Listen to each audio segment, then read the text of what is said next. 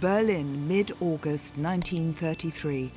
SA formations march camera perfect through the Brandenburg Gate, just like they had done the previous January, in the night when Adolf Hitler seized power. This footage was taken during the shooting of the film Hans Westmar. What is so special about these pictures is that the cameraman was using 35mm colour film, at the time still an expensive rarity in Germany. September the 30th, 1934. The Reich Agriculture Festival in Goslar. Farm workers, men and women from all over the Third Reich are seen waiting in front of the Imperial Palace. In an essay to mark the festival, a young German girl wrote, "Above all, the Harvest Festival is our way of thanking God for his rich blessings, but it's also our way of giving thanks to the government of the Reich, which, through the measures it has taken, has restored the farming community to full bloom." Delegations from the SA and the SS were also awaiting the arrival of Adolf Hitler. A few weeks earlier, the dictator had deposed of his biggest adversary, Ernst Röhm. Now, following the death of President of the Reich, Paul von Hindenburg, Hitler was leader and imperial chancellor of the German nation. Director Kurt Waschneck, a pioneer of filming in color, had chosen this day to shoot one of the first cultural films using the new two-color film material as it was known. The result still left something to be desired. In Goslar, a guard of honor from the army of the Reich was present to welcome its new commander-in-chief.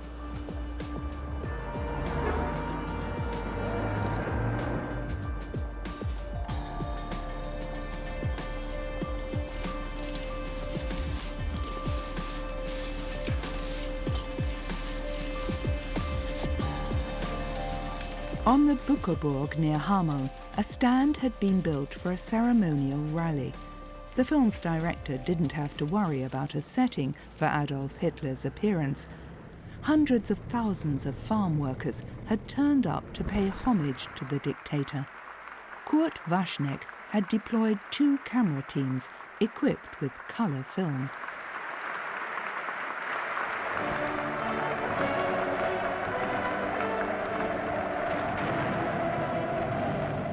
After the film was presented to the press in December 1934, one critic saw the report as an experiment that could not stand up to comparison with nature.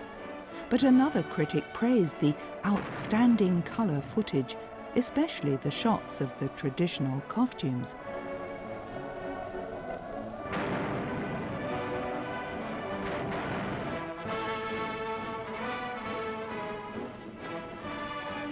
Swiss journalist Konrad Warner described the propaganda spectacle on the Buckerburg in a factual report written in 1944. As they awaited the arrival of Hitler and his retinue, people were filled with excitement and anticipation. Then, as a convoy of cars approached on the plain below, thousands upon thousands of voices shouted out, "Heil!" The sound hurtling down the slope like a hurricane towards the man who knew how to hold the German nation in thrall. Hitler could only make slow progress through the crowd. He was flanked on both sides by countrywomen in their pretty traditional costumes, who were pushing forward to see him, clutch his hand, and look into his blue eyes. The enthusiasm of thousands of people constantly shouting "Heil" stirred each individual into a frenzy, which increased the impact of this man's personality even more. The unmistakable shortcomings of the colour film process made it unlikely that Waschneck's report would ever be shown in German cinemas.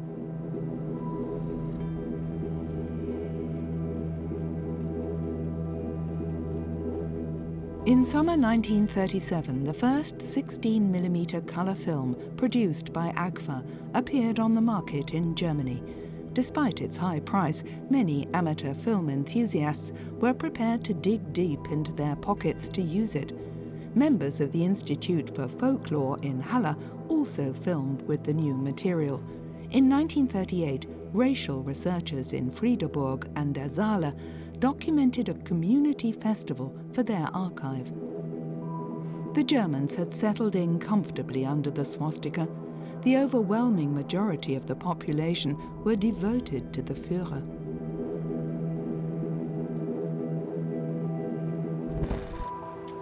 Film enthusiasts throughout the Third Reich began using color film. When he wasn't at work in his bakehouse, Hamburg master pastry chef Kurt Lehfeldt was out and about shooting footage of his hometown. Lehfeldt preferred the products manufactured in America. In 1935, the Kodak company developed color film, which it also marketed in Germany. From May to September 1938, Lehfeldt documented life and work in Hamburg's famous warehouse district and in its port.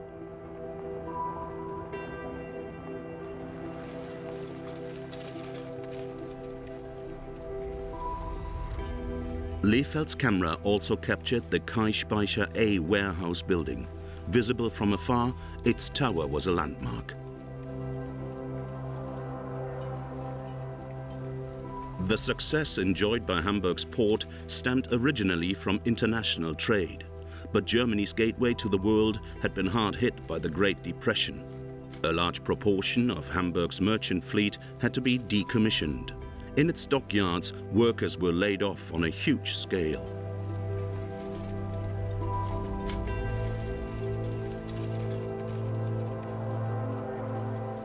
But round trips to German seaside resorts or through the port were, it seems, highly popular with locals and tourists. From the landing stages and the old Elbe tunnel, ships headed down the River Elbe.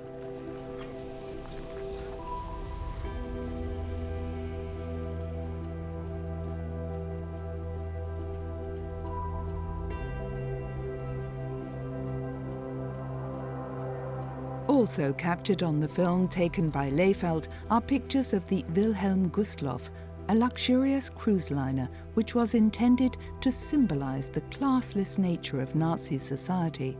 Strength Through Joy was not an organization for Nazi bigwigs, but the party expected anyone who was allowed to sail to Norway for a week to behave appropriately.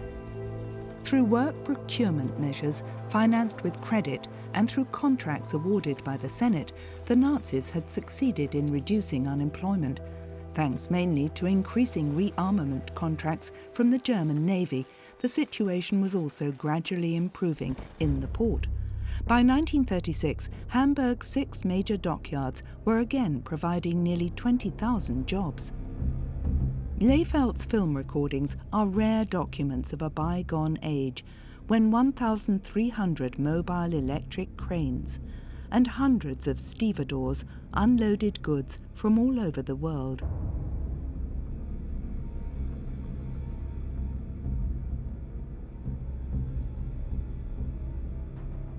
The Hamburg pastry chef entered his 20-minute-long documentation in a competition and won first prize. His footage portrayed many ships which today exist only in the memories of Hamburg's elderly citizens. Like the Monte Rosa, a liner which, in 1931, sailed on a regular schedule to the east coast of South America. The vessel normally carried cargo and passengers, but the Monte Rosa was also used for pleasure cruises.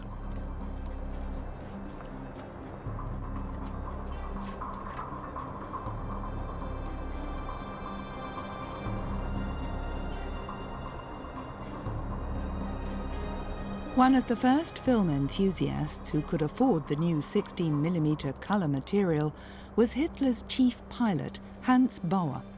In Berlin on September the 27th, 1937, Bauer filmed the state visit of Italy's fascist leader, Benito Mussolini. In front of the Technical University, the Führer gave the Duce and his entourage a demonstration of Prussian traditions and showed his guests the results of German rearmament. Hans Bauer was allowed to film the spectacle from one of the rear rows on the VIP stand.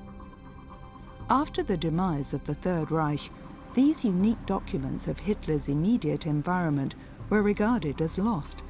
It wasn't until 1988 that they were rediscovered in the estate of a former US soldier from Tennessee.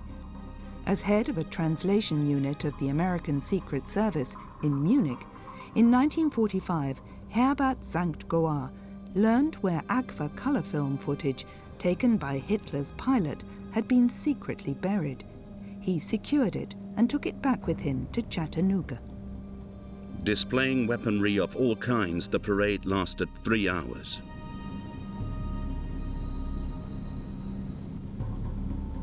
Mussolini was particularly impressed by the goose-stepping, so much so, in fact, that on his return, he also had the snappy marching style introduced into the Italian armed forces. Hitler saw the pompous parade as the expression of his enhanced sense of self-esteem. We are somebody once again. We have demolished the Treaty of Versailles. We have the same arms as our adversaries. Perhaps ours are even better. That autumn in 1937, it wasn't only at home that the Third Reich demonstrated its regained strength. At the World Exhibition in Paris, the Germans were allocated a site right next to the Eiffel Tower for their huge pavilion.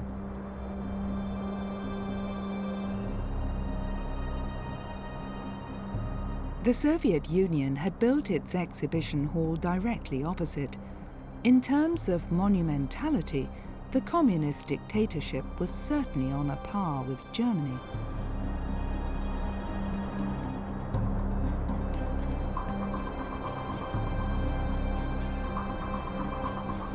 Hitler had commissioned his new favorite, Albert Speer, with the design of the German pavilion. The two had spent many nights in Berlin and on the Obersalzberg, poring over drafts and drawings. On Sunday, February the 27th, 1938, a cine enthusiast from Nuremberg filmed this carnival procession. A local Nazi newspaper wrote, "It's not always necessary to wonder whether you're in the midst of supporters or enemies. Instead, you should set yourself above inhibitions that are better suited to the affected and not to the Germans of our magnificent era, an age which, whether in earnest or in jest, offers incredible impressions and proves time and again that the concord and solidarity of a great ethnic community are the most wonderful gifts of the National Socialist state." In 1944, Swiss businessman René Jouvet published a factual report on his experiences in the Third Reich. In it, he describes a conversation he had in autumn 1937. "My friend was over the moon. He had expected many things, but not what he was now witnessing with his own eyes. Such happy, optimistic people. You've not seen everything," I told him. "Above all, you're forgetting what price the German nation has had to pay. The loss of personal freedom and truth in public life." By this point in time, Hitler had long since decided to lead Germany into a new war, and also to tighten measures against the Jewish population. Consequently, on one of the carnival floats, caricatures of Jews hung from gallows, as if this was something totally natural. According to eyewitnesses, the float was greeted with frenetic applause.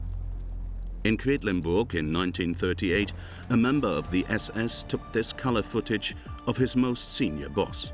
Heinrich Himmler was visiting the town. He came to Quedlinburg every year to honor his great idol.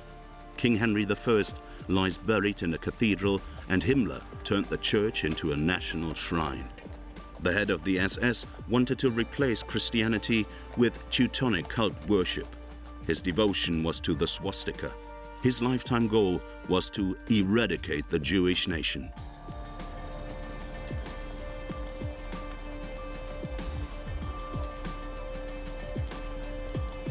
In early May 1938, Hitler's chief pilot, Hans Bauer, accompanied the Führer on a state visit to Italy.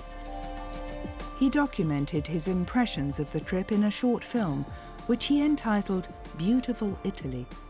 6 months later, the censor approved it for public showing in the Third Reich.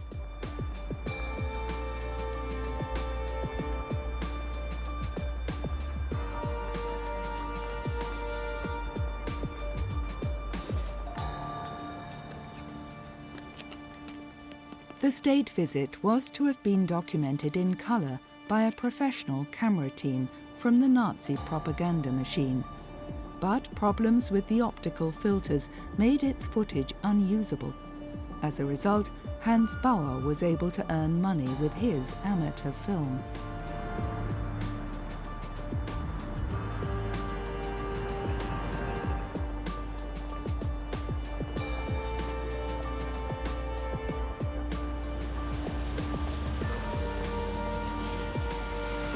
After the annexation of Austria in March, Hitler had expected Italian leader Benito Mussolini to give his approval for Germany to seize the Sudetenland.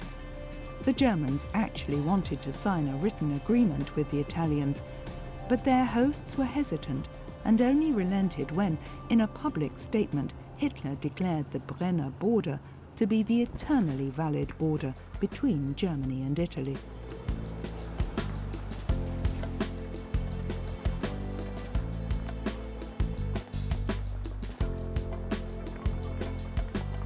The official host was King Vittorio Emanuele III, and the monarch knew how to ease Mussolini into the background.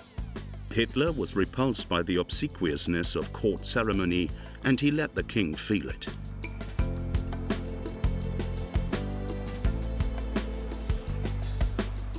On May 5, 1938, Hitler and his entourage were taken on an excursion to Naples, where they were given an enthusiastic reception. With his small camera, Hans Bauer filmed the sights of this city at the foot of Mount Vesuvius, which had donned itself in truly festive garb for its state visitors from the north.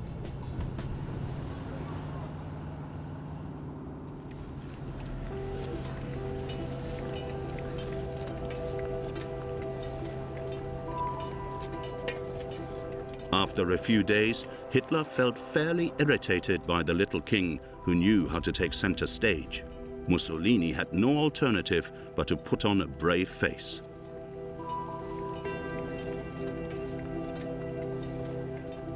To snub the royal family time and again, the Führer had his old friend come forward and walk alongside him.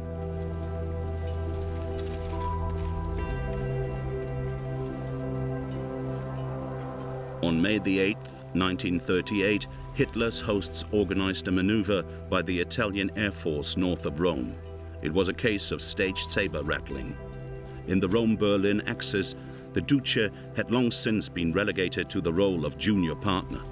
Mussolini actually feared that Hitler might start a military conflict with Czechoslovakia. Later, Hans Bauer remembered that the German guests were impressed by the strength of the Italian forces. But Mussolini had secretly decided not to become involved in a war in Europe.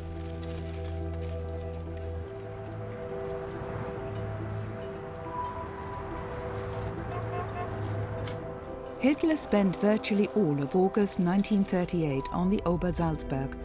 On the terrace of the Berghof, he studied plans for the Wehrmacht's invasion of Czechoslovakia. One frequent guest was Albert Speer. The little time the Führer allowed himself was often spent with his architect. Hitler once had visions of becoming an architect himself, and in Speer he had found the ideal executor for his colossal plans. A sharp individual, Speer had been part of the dictator's inner circle for some time. The architect had also become friends with Eva Braun, who took these pictures in 1938. Hitler's mistress was a keen amateur photographer. Consequently, she too had developed a passion for color film. These pictures of the dictator should actually have been destroyed after her death, but in October 1945, they fell into the hands of the American Secret Service. As a result, what are probably the only uncensored pictures of Hitler's private life have been preserved in the National Archives in Washington. In his memoirs, Albert Speer would later claim that the Berghof Society merely engaged in small talk and killed time waiting for the master of the house to arrive. But this, it seems, was just an attempt to cover himself and play down his own involvement in the crimes committed by the Nazi regime. In fact, many political decisions were taken on the idyllic Obersalzberg. Murders were even planned there.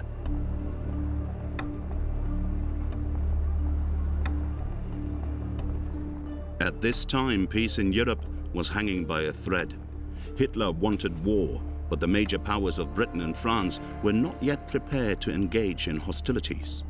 So, with Mussolini's help and far-reaching concessions, in Munich they forced the dictator to the negotiating table.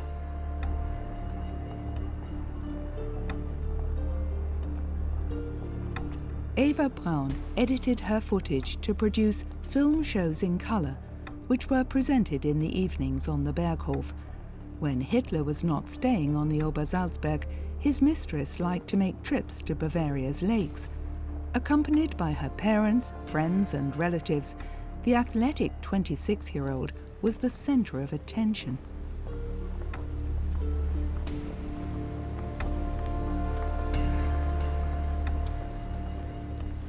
Eva's sister Gretel also liked to film and take photographs. Sophie Stork, a good friend, who was also an artist, drew the film links.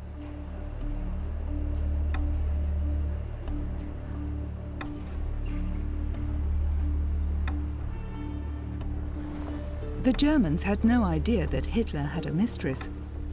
As a senior correspondent with Reuters news agency in Munich, Ernest Pope had particularly good contacts in the Bavarian capital, so in his book Munich Playground, he engaged in speculation. The buxom Evi Braun is Adolf's secret mistress. She was assistant to his photographer Heinrich Hoffmann. She cooks fine meals for him and serves him in every way you would expect from a German wife. There are rumors that the Führer has secretly married Evi, but I doubt that. German propaganda stresses that no mortal woman has the quality to become Frau Hitler.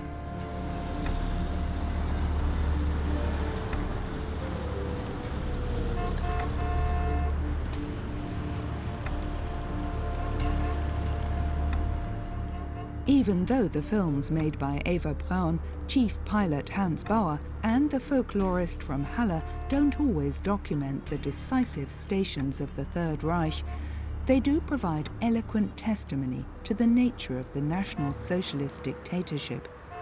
And it is only through colour that the flower-clad swastikas at this children's festival in Thuringia have such an oppressive impact.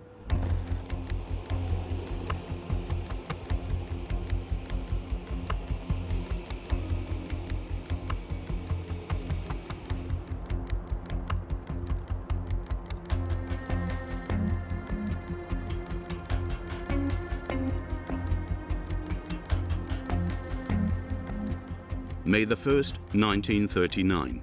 Berlin was festively decorated for Labor Day.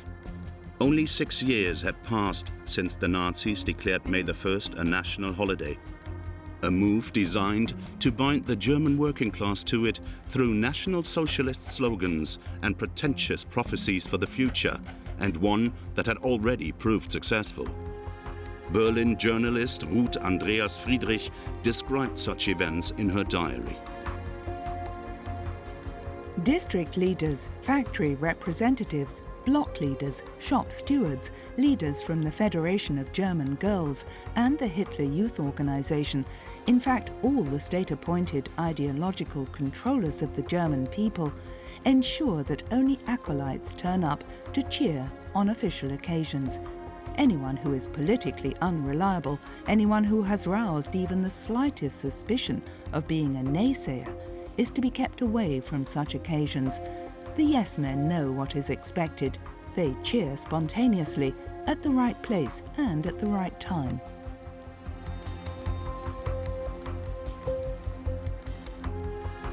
March of the Golden Standards is the title of a color film which an unknown cine enthusiast took on this particular day.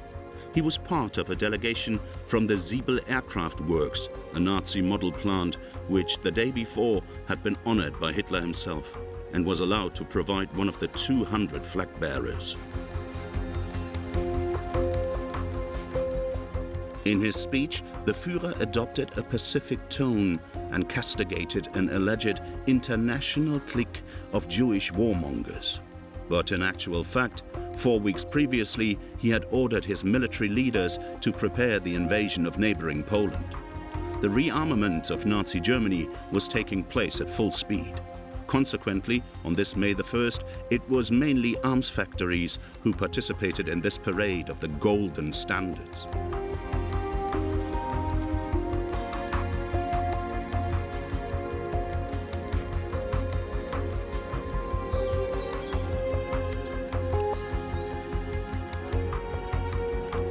To the sound of appropriate marching music, the golden standard of the Siebel Aircraft Works in Halle was rolled up.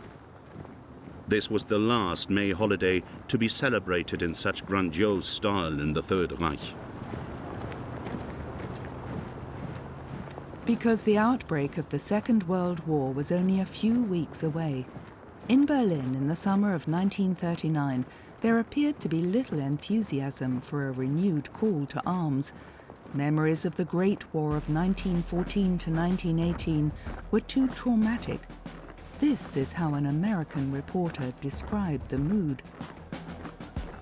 Everyone is against war. How can a country start a decisive war with a people so tired of war?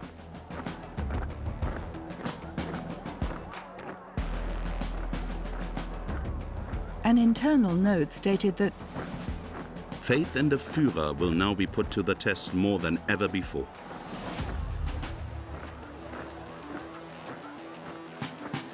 And a German journalist noted that the observer cannot help thinking that people are deliberately indulging in unrestrained enjoyment.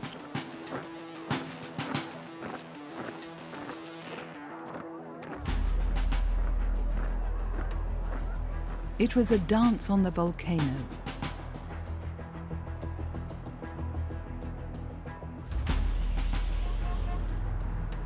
The recently completed Reich Chancellery was deserted. Albert Speer had adapted the huge building entirely to the Führer's wishes.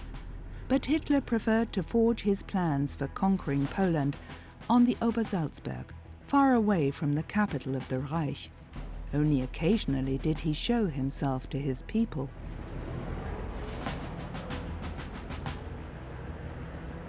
On July 16, 1939, the whole of Munich was dedicated to National Socialist creative activity. Hitler wanted the Day of German Art to be celebrated as a true festival of peace. The members of an amateur film club had been positioned at various points in the city to document all important events. The first item on the program for the morning was the laying of a wreath at the grave of architect Ludwig Trost. Local branches of the Association of German Amateur Filmmakers were commissioned more and more often by party officers to document major events on 16mm color film because there was still no satisfactory process for professional cinema productions. On this particular day, the members of the Munich branch of the association had been provided with passes and armbands which allowed them access to all prime filming locations. On the afternoon of July the 16th, anybody who was anybody in the Third Reich took their seat in the VIP stand to marvel at a 3-hour procession of live images from 2,000 years of German culture.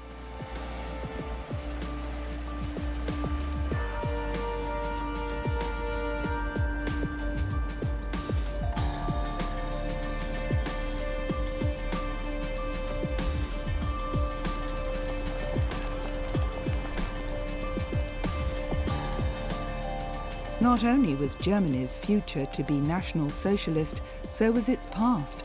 In the programme for this tacky festival, it said, "The German eagle towers above the whole procession. With it ends this manifestation of our history.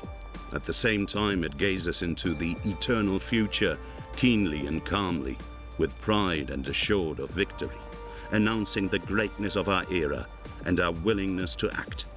It is the herald of our doing and our plans." American reporter Ernest Pope commented, The Nazi procession is the admission of the Führer's restless plans for conquest.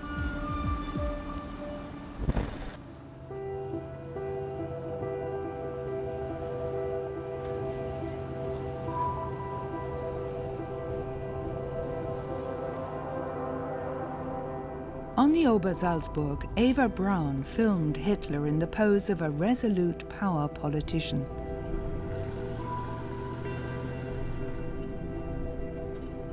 Hitler clearly displayed his willingness for war, while at the same time keeping open the possibility of a peaceful solution by receiving diplomats from all over the world.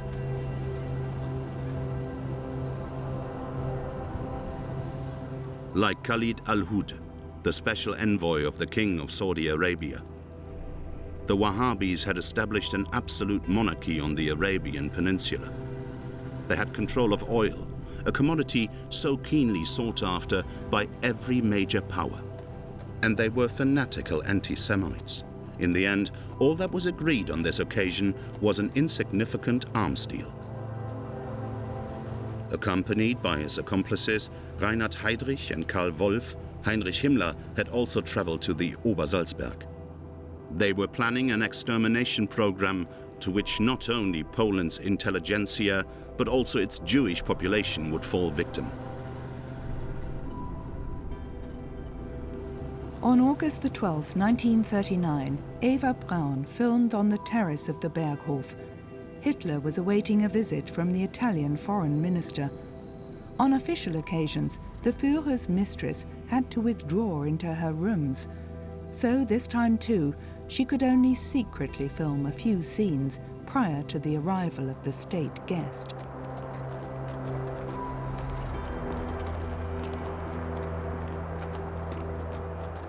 Count Ciano wanted to win over his ally for a new international conference, but the Führer was determined to defeat Poland militarily. Ciano's efforts were fruitless. This is how he described his meeting with Hitler. He has decided to attack, and he will attack. A march of the Federation of German Girls and the Hitler Youth in Offenburg on May the 19th, 1939. Here too, by now, the Second World War was not far off. Paul Stober, who had been documenting everyday life in his hometown ever since 1928, filmed the Nazi Party's local annual conference in the Baden district in colour. Among the town's dignitaries was publisher Franz Burda. As early as 1933, in his popular radio magazine Syrag, he had already stated that in its thoughts, desires and acts, the Syrag has always been solidly German and patriotic, nationalist and socialist. The spirit of the new age is alive in it. No Jewish capital has been invested in the printing house, nor are any of the company's contributors or employees Jewish.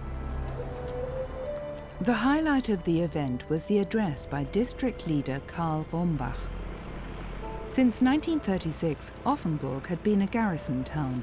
Accordingly, local military leaders also presented themselves in parade uniforms as part of National Socialist Society. On September the 8th, 1939, a loudspeaker vehicle announced news of the Wehrmacht successes in Poland. The Offenburger Tagesblatt also printed special reports from the Army's Supreme Command. The Germans couldn't believe that their fathers, husbands and sons were sweeping through Poland so quickly.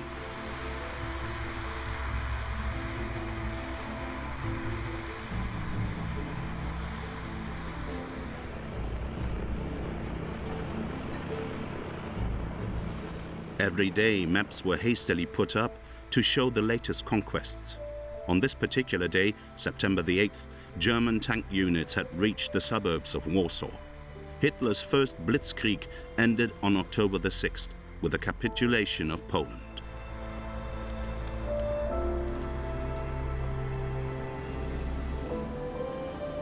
Johannes Bliesener owned a photography shop in Korbach in Hesse. Time and again during the Second World War, he filmed events in his hometown. Later he edited them to produce Korbach in the War, a film which shows rare footage of life in a small town during the Third Reich. On March the 22nd, 1940, the National Socialist Public Welfare Organization in Korbach invited people to come for pea and bacon soup on Adolf Hitler Square. With food rationing in place, such occasions ensured that the poorer levels of society also got to enjoy a cheap, hot meal. Paramount, however, was the Nazi leadership's intention to promote communal solidarity along the lines of socialism in practice.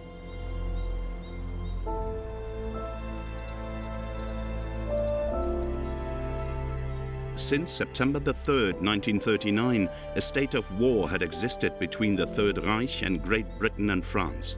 But the Allies had not come to Poland's aid. For them, it was a case of wait and see. Hitler had been planning for months to launch a campaign in the West. But it had been postponed time and again. Finally, Germany's Supreme Commander decided that the offensive would begin on May the 10th, 1940. Infantry units were also stationed in Bitterfeld near Halle. In early May, they were moved west.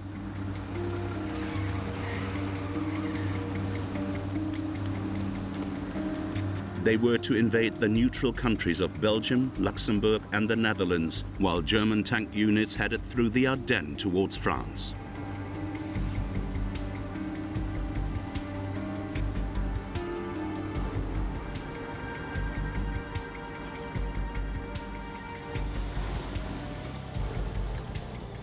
At the start of his campaign in the West, Hitler moved to his headquarters in Rodert in the Eifel.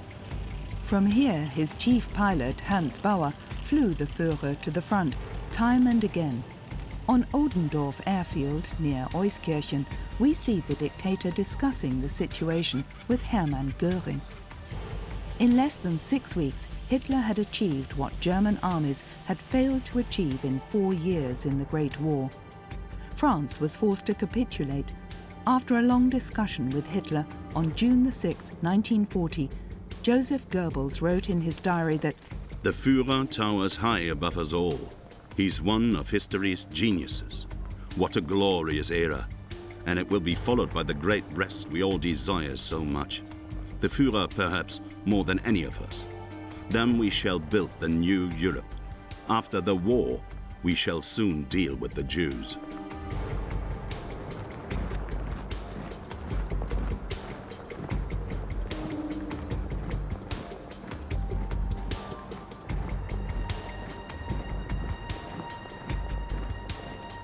Near the town of Cambrai in northern France, Hans Bauer filmed the wreckage of a French Air Force unit. This is how French historian Marc Bloch described the disaster in his book Strange Defeat. We have just suffered a devastating defeat. Who was responsible? The parliamentary regime, the troops, the British? The fifth column, our generals reply. In other words, everybody but them. No matter how one might assess the deeper reasons for this catastrophe, the immediate cause was the incapability of our military leaders, their inability to think the war.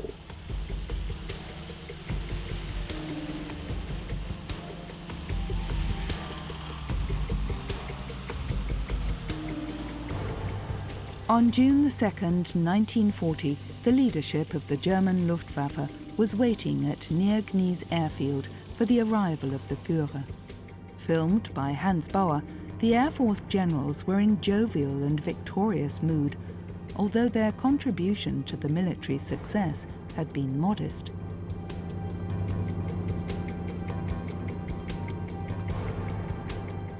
German troops wounded in battle were quickly flown in to form the backdrop to a special ceremony.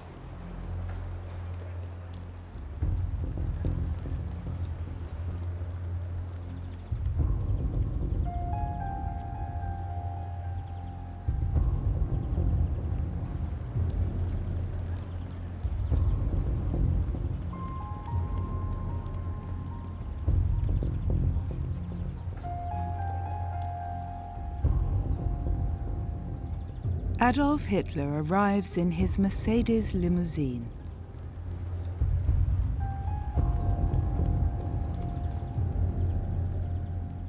While the commander-in-chief is greeting his troops, 150 kilometers away in Dunkirk, the last of 330,000 British and French soldiers are being evacuated across the English Channel.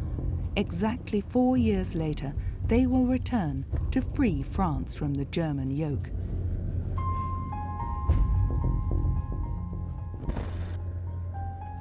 Wherever Hitler appears with his entourage, he is given a frenetic reception.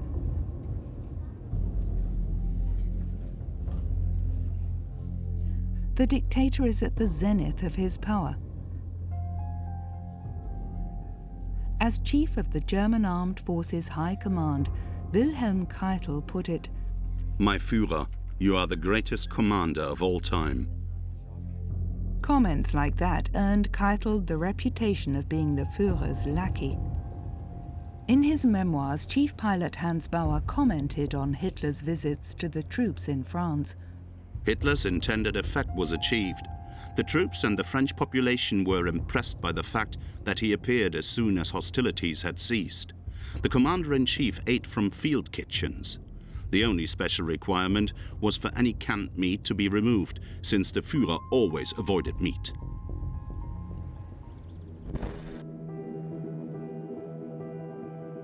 Naturally, people back home in Germany didn't get to see such scenes. Even the camera teams of the weekly newsreel rarely had the chance to observe Hitler like this. With the exception of Eva Braun's private films, the films taken by Hans Bauer are the only footage which shows the dictator from close up, unedited and uncensored.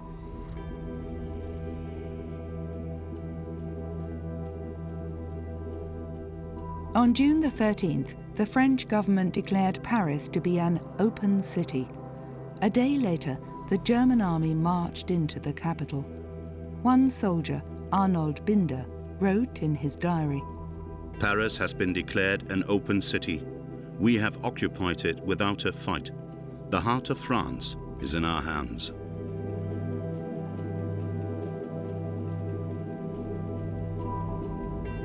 On June the 23rd, 1940, Adolf Hitler visited the defeated French capital.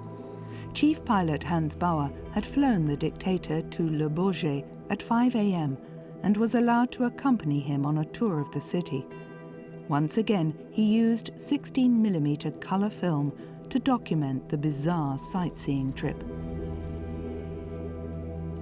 Alongside Hitler on the observation platform on the Trocadero were sculptor Arno Breker and architects Hermann Giesler and Albert Speer. Later in his memoirs, Speer described the dictator's reaction. "Wasn't Paris beautiful? But Berlin must become even more beautiful. In the past, I often wondered whether Paris shouldn't be destroyed.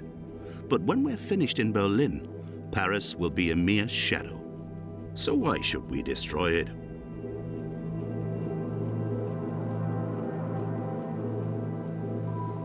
Hitler had purportedly come to Paris as an educational tourist who was very keen on culture. But in reality, the visit was his personal triumph as a commander. In Les Invalides, he spent a long time next to the tomb of Napoleon, past and present dreams of world dominance.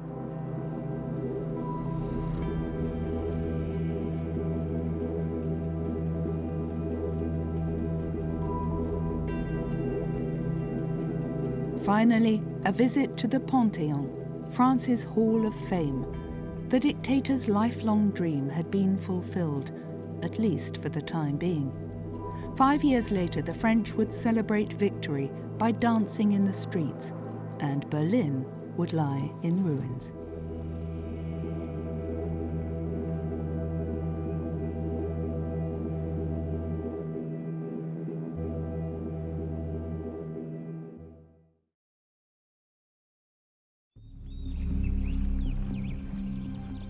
Summer 1944.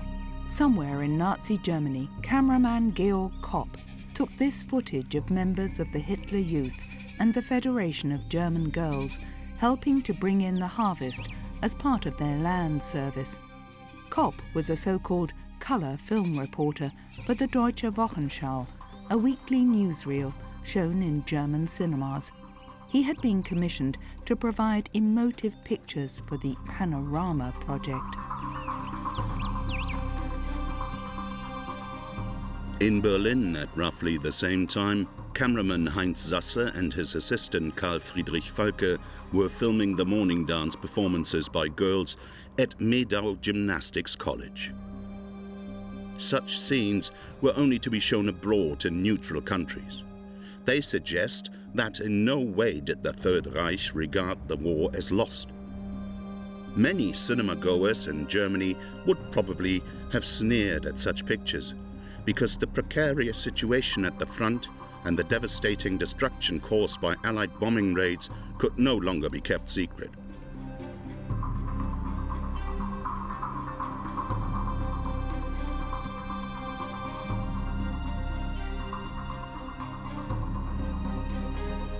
Swinemünde on the Baltic. Manned by recruits, German motor torpedo boats are setting out on an exercise. With its warships now barely operational and unable to be deployed in the North Sea or the English Channel, the German Navy was relying mainly on these powerful flotillas. They were used to attack coastal shipping off the British Isles. As the son of a film producer from Kiel, cameraman Gerhard Garms was in his element. Garms was fully aware that his pictures had nothing to do with reality.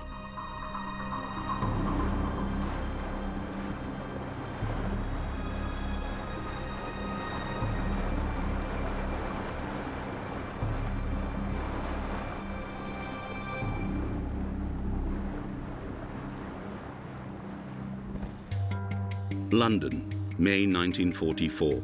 Springtime calm before the storm. These pictures were taken with this amateur camera by American war reporter Jack Leap.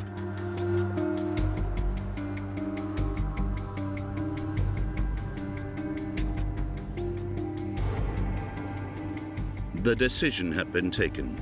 In a few weeks' time, the Allies would attempt a landing in Normandy. All that remained was for the precise date to be set.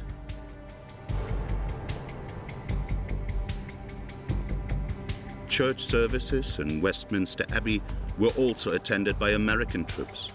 On this warm Sunday in May, many Londoners were relaxing in Hyde Park. They no longer had to fear German bombing raids, and as yet, they had no idea of the existence of Hitler's wonder weapons, the V1 and the V2. Jack Leap's task was to provide black and white material for US weekly newsreel News of the Day. But he also had a small amateur film camera with him and 16mm material which he used to take pictures for his family. At the end of May 1944, a host of American war correspondents headed to the south of England to report on the biggest amphibian landing operation in history. Selected journalists, press photographers and camera teams would be present on Decision Day. They were only allowed to take along what they could carry on their backs. Everything, of course, had to be kept top secret. The enemy had to be kept totally in the dark. Also present was star journalist Ernie Pyle, a Pulitzer Prize winner. On May the 31st, Pyle wrote in his notebook, "So I now know the secret the whole world has waited years to hear. And once you have heard it, you become permanently a part of it. Now you were committed. It was too late to back out now, even if your heart failed you." At this point, more than 3 million troops were on standby on the south coast of England, ready to drive the Nazis out of France.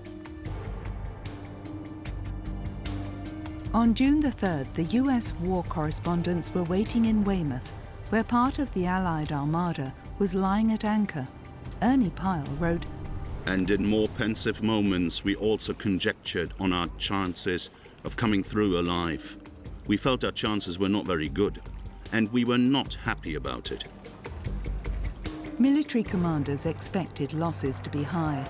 Some put the chance of establishing a bridgehead at just 50%. In his diary, British Field Marshal Alan Brooke had this to say about the forthcoming invasion. At the best, it will come very far short of the expectations of the bulk of the people, namely all those who know nothing about its difficulties. At its worst, it may well be the most ghastly disaster of the whole war. The plans for Operation Overlord involved 5 divisions going ashore in Normandy. The aim was for the invasion force to reach the Seine and Loire rivers within 90 days. Driving the Germans back eastwards, the Allies would then liberate Paris. The Americans had been allocated 2 sectors on the west of the invasion front, Utah Beach and Omaha Beach.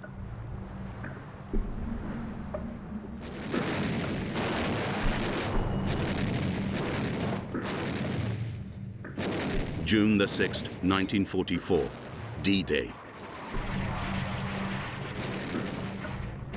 Now only professionals were allowed on the scene. Several weeks earlier, Hollywood director John Ford had already been given the most important task of his career. He was to record the massive event on film with as many camera teams as possible.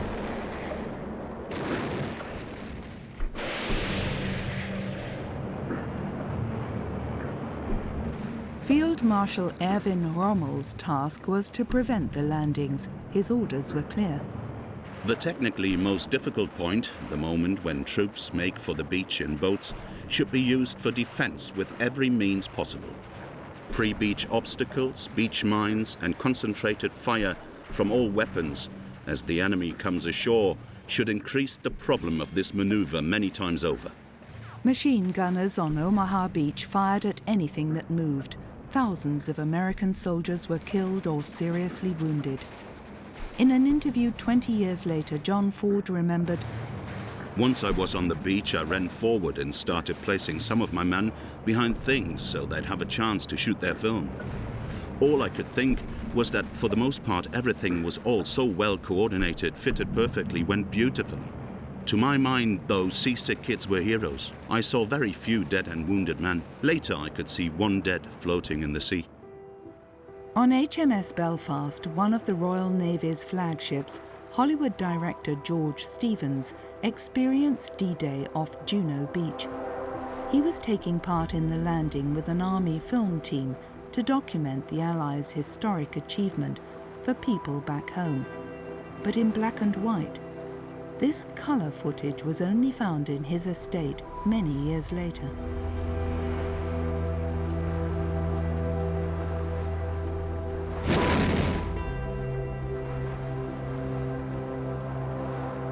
Just before the men went ashore, the captain recited the St. Crispin's Day speech from Shakespeare's Henry V.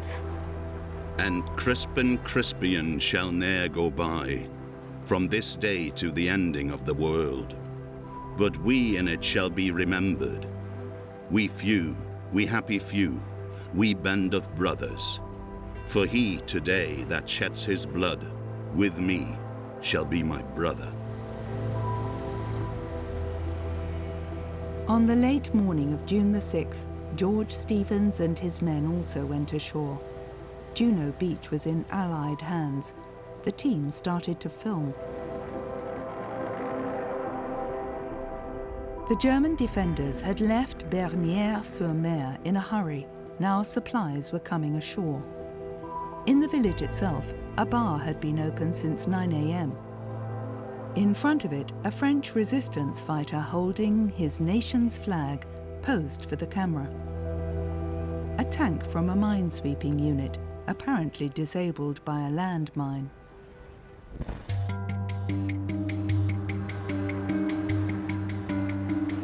When Adolf Hitler learned of the Allied landings, he was in high spirits. The news couldn't be better. As long as they were in England, they were out of reach. Now at last, we have got them where we can defeat them.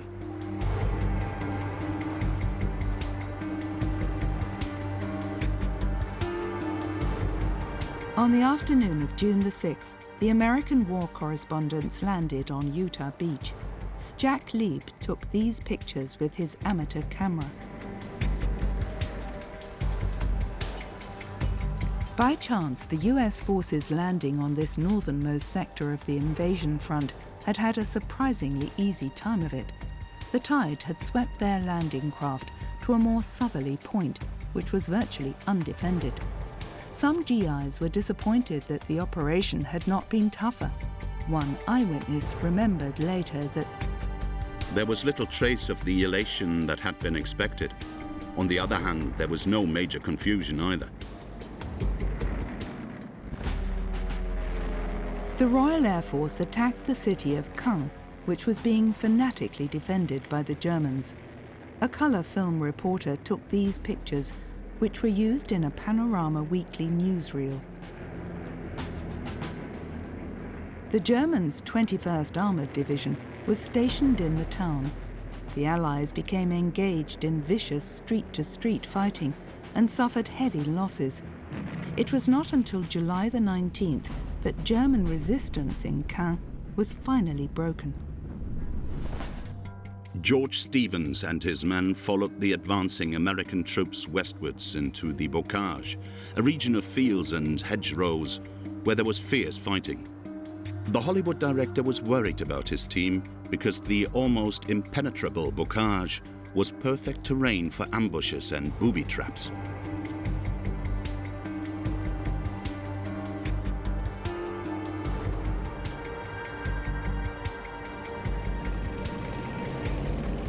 Time and again, the Germans registered successes against a superior force. On June the 30th, Star reporter Ernie Pyle wrote to a friend, "This hatch-to-hatch stuff is a form of warfare we haven't had to cope with before, and I've seen more dead Germans than ever in my life. Americans as well, but not so many as Germans. One day I'll think I'm getting hardened to dead people, dead young people in vast numbers, and then next day I'll notice I'm not and never could be. I have continually to fight a kind of inner depression over the ghastliness of it all." On July the 7th, 1944, British Commander-in-Chief Field Marshal Bernard Law Montgomery decorated American soldiers for their courage on D-Day. George Stevens and his team filmed the ceremony. Also present was US General George S. Patton, who had only arrived in Normandy the day before. The old warhorse had had to spend a whole month in England, basically kicking his heels. In his diary, Patton wrote, "It is hell to be on the sidelines and see all the glory eluding me." On his arrival at the Omaha Beach sector, Patton had inspired his troops with a fiery speech. "I'm proud to be here to fight beside you. Now let's cut the guts out of those crowds and get the hell on to Berlin. And when we get to Berlin, I'm going to personally shoot that paper-hanging goddamn son of a bitch just like I would a snake."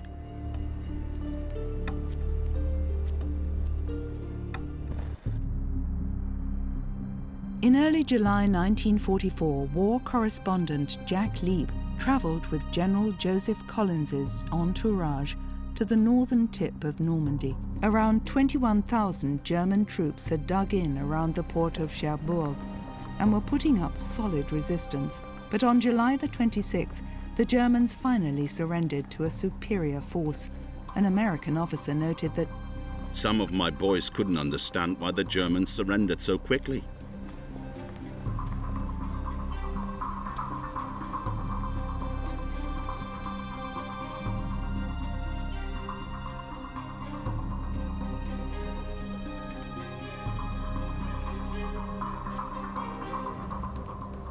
Collins celebrated the victory together with the mayor of Cherbourg and some of its citizens.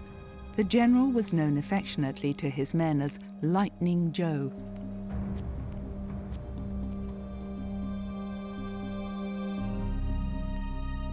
Hitler is said to have been as enraged at the fall of Cherbourg as he was when Field Marshal Paulus surrendered at Stalingrad.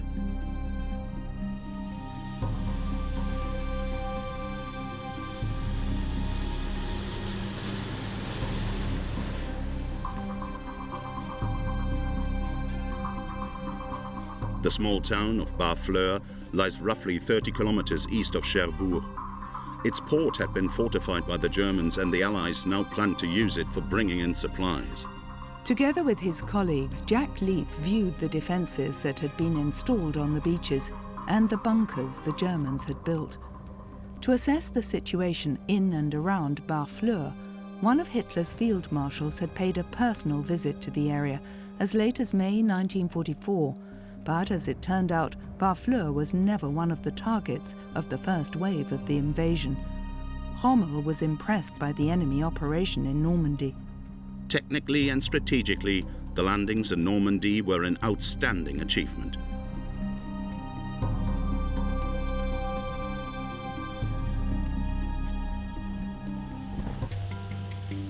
When the Germans withdrew from Saint-Lô, the town was in ruins. George Stevens and his team filmed in Saint-Lô in early August. It was here that the Allies made the decisive breakthrough in the battle for Normandy. A bridge hurriedly repaired by US sappers secured the supply line to the west. Saint-Lô served the Germans as an important traffic junction for the redeployment of troops, so the town had been bombed and shelled time and again. In a letter home, a German lance corporal wrote, "Today I spoke to someone who had fought on the Eastern Front. He said things had also been tough in the East, but never as tough as they are here. If a German soldier deserts to the enemy, his family doesn't get any support. And if we were to win the war, he would have to be handed over to be dealt with." Week after week passed, with the Allies making only slow progress. But in the end, the Americans achieved the decisive breakthrough. On July the 26th, 1944, they took the small town of Marigny. Shelling and strafing had reduced many buildings to rubble. George Stevens and his team filmed the destruction.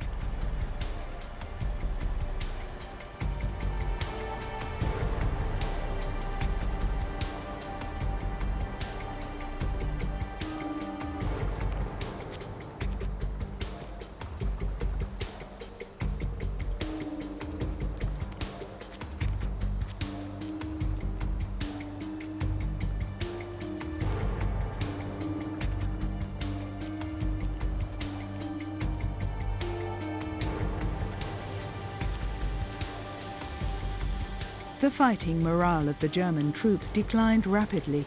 On July the 26th, a paramedic noted this remark by a soldier who had been wounded. "I'll tell you one thing, medic. Here in Normandy, it's not war anymore. The enemy is superior in both men and material. Without adequate weapons, we are simply being sent to our deaths.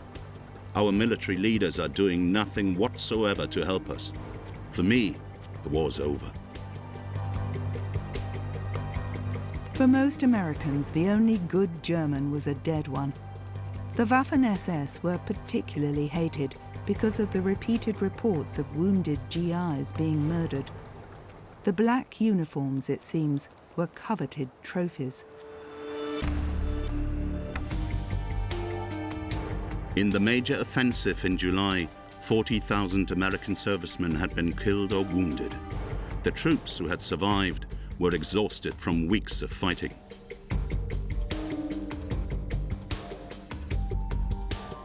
George Stevens had received instructions from the highest level that, first of all, he was to follow General Patton's troops as they advanced towards Brittany. The men in his unit respected the Hollywood director, yet Stevens, who always seemed to be grumpy, remained something of an enigma to them. One of his colleagues remarked later that he was uncommunicative and looked serious even when he was making a joke.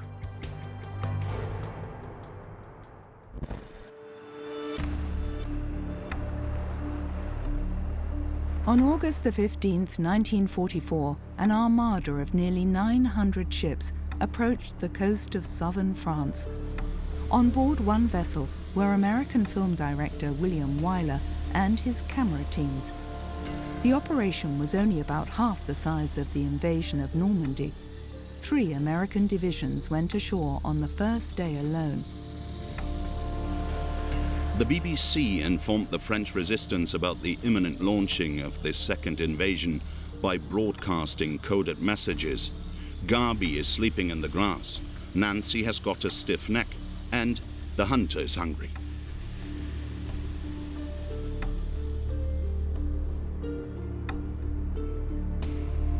German prisoners of war had to help unload the ships. In contrast to D-Day, in the coastal town of Saint-Tropez, the GIs met with hardly any resistance. There was one brief firefight which cost less than 100 American lives. Afterwards, supplies could be brought ashore unimpeded. The Nazi leadership displayed a lethargic reaction to the news from the south of France. In his diary, Joseph Goebbels remarked laconically that the enemy claims that the contingent that has now landed is more powerful than the one that came ashore in Normandy. But they're only saying that to scare us. It will, of course, take us a few days to implement our countermeasures, because obviously we can't position adequate numbers of troops at every place on the coast to repel an enemy landing operation.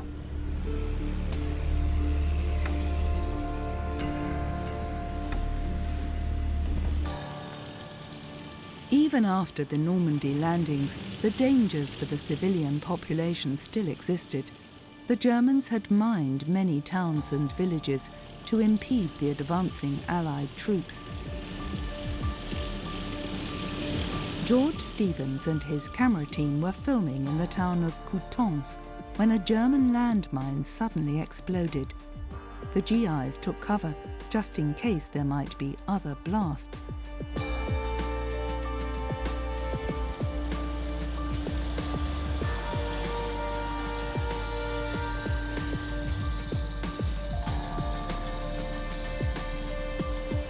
US paramedics were on the spot immediately because one soldier had obviously been wounded. In Coutances, US sappers had made most of the roads passable again. The Americans had assembled 15,000 men in the area to open up supply routes blocked by wrecked German vehicles.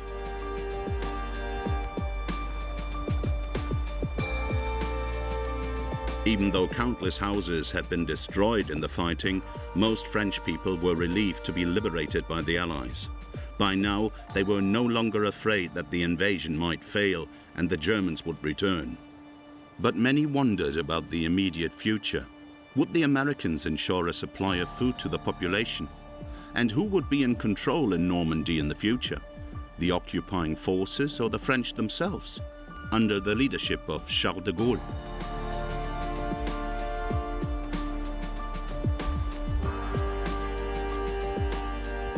George Stevens had been given permission to film a German prisoner of war camp. This was the Hollywood director's first encounter with the defeated enemy, a foe who had put up such fierce resistance over the last few weeks. The few possessions the soldiers had with them were carefully inspected.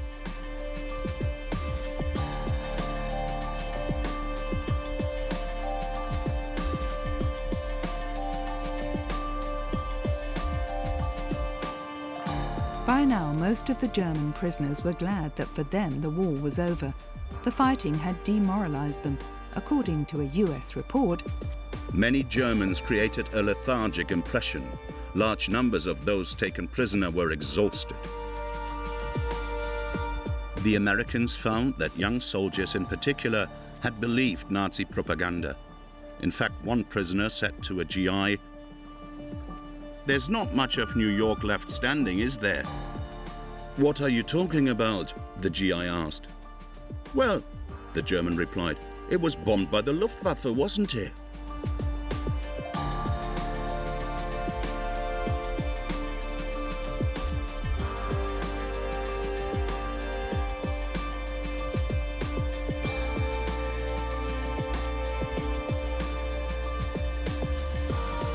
Captured German soldiers were transported away from the front and later put on ships.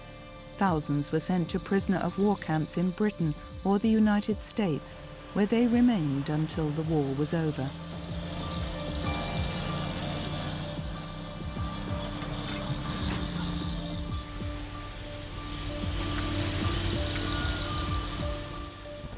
At Mont Saint-Michel, Jacques Lieb filmed American star photographer Robert Capa, who had documented the horrors of the landing on Omaha Beach on the morning of June the 6th.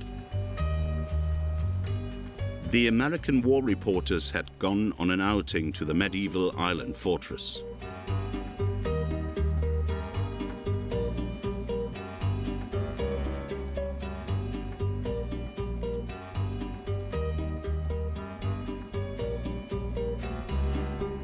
Also present was author Ernest Hemingway, who was famous for his ability to hold his drink.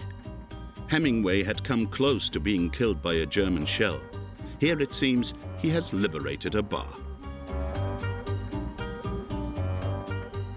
Later, Robert Capa said Hemingway had accused him of not having helped him when the author sought cover from the shell in a ditch. That, Hemingway claimed, was because Capa wanted to take the first picture of the celebrated writer's corpse.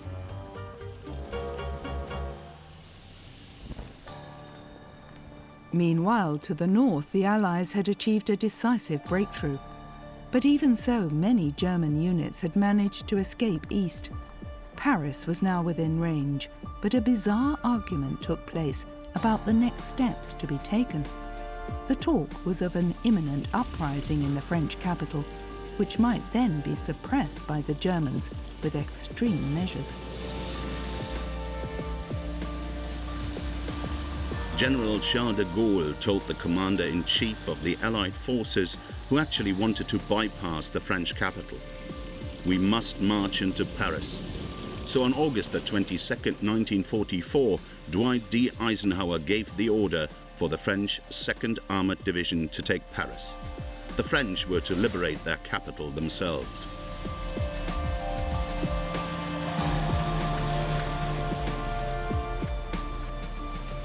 The final stage of the advance through the suburbs of Paris was a victory parade. George Stevens and his cameraman were allowed to be present when French forces entered the capital on August the 24th. Later, he told his son that it had been the greatest day of his life.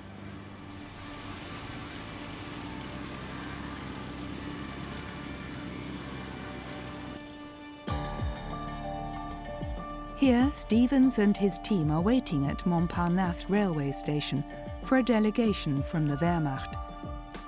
The city's commandant had been ordered to defend Paris to the last man and then blow up the most important buildings. But after a meeting with Hitler, General Dietrich von Choltitz was certain that he was showing loyalty to a madman. So he had decided to surrender the city without a fight. The surrender document was signed inside the railway station, where it was actually too dark to film. In the meantime, General de Gaulle had also arrived. He had organized French resistance from Britain. Now the day of his triumph over the hated Nazi occupiers had come. In order to capture the historic moment on film, George Stevens wanted those involved in the ceremony to repeat it outside. When Choltitz hesitated, the tipsy director is said to have remarked, "C'est la guerre générale, that's war." De Gaulle's strategy had paid off. Sitting in every ministry were people of his choice. The provisional government of the French Republic had assumed power, and not the Americans.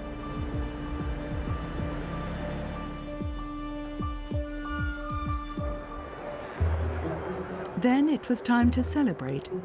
Later, Stevens' assistant, British screenwriter Ivan Moffat, remembered, "One knew at the time it was going to be the most exhilarating day. I mean, it couldn't help but be, particularly as we thought that the war was pretty much over and that the Germans were in headlong retreat. The atmosphere was intoxicating, exhilarating, with these thousands and thousands of people embracing us, embracing each other under an absolutely brilliant sky. Paris looking absolutely marvelous, not at all shabby. An atmosphere almost like a bullfight."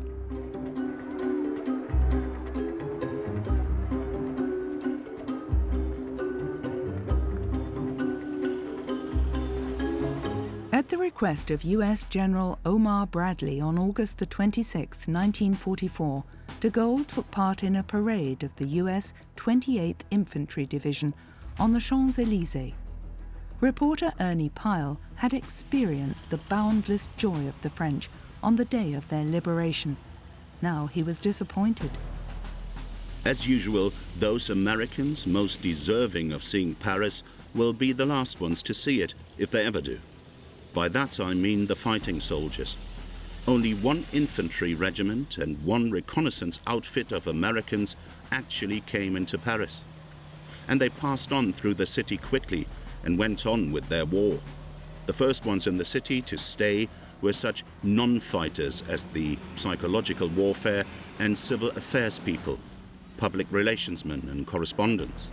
I heard more than one rear echelon soldiers say he felt a little ashamed to be getting all the grateful cheers and kisses for the liberation of Paris, when the guys who broke the German army and opened the way for Paris to be free were still out there fighting without the benefit of kisses or applause. But that's the way things are in this world.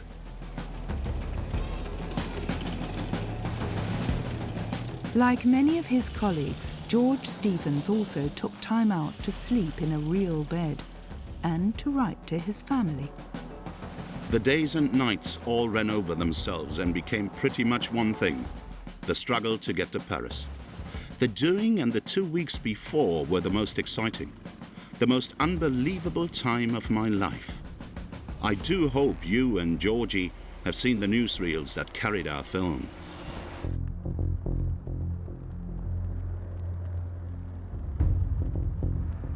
At the same time, Stevens' Hollywood colleague William Wyler and his camera teams were filming in the south of France, where remnants of the Wehrmacht were still trying to hold Marseille. While French troops were combating the last pockets of resistance, the resistance had already occupied strategic positions in the city centre. Street after street was searched to check for German snipers.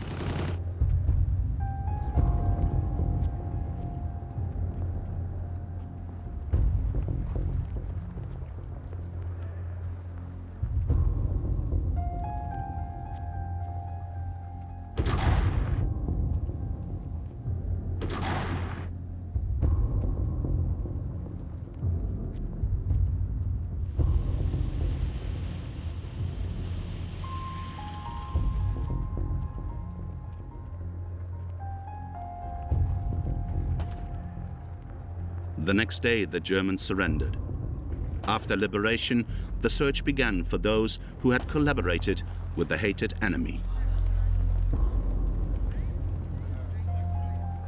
A suspect's mother says goodbye to her son, who is then taken away by resistance fighters. Power in Marseille passed into the hands of left-wing forces of the resistance movement.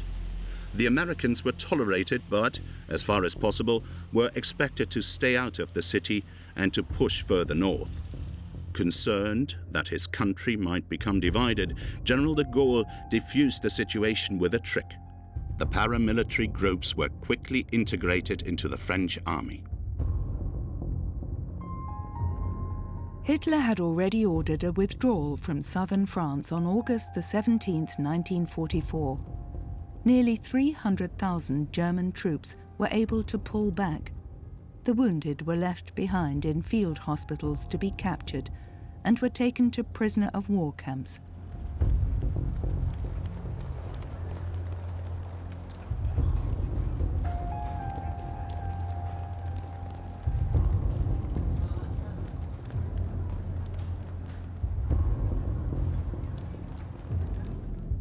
The Allies' successes had had a demoralizing effect on the enemy. Many simply gave up. Their attitude now was, "It's all over, so bugger them. Now we're going to surrender."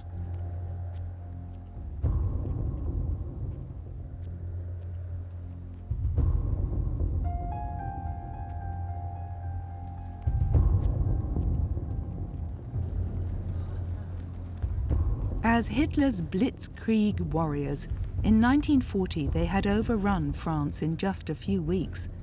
Now the sad remnants were being taken prisoner.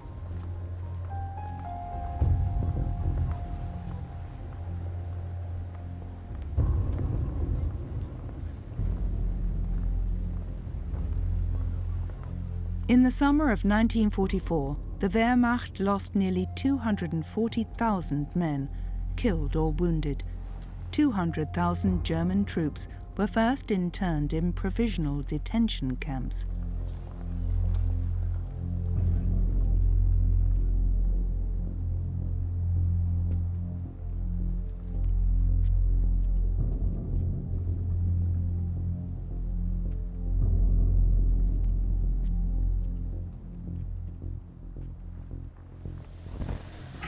After his resounding success with Memphis Belle, William Wyler wanted to make a documentary film about the American fighter aircraft who were attacking German units or convoys behind the front.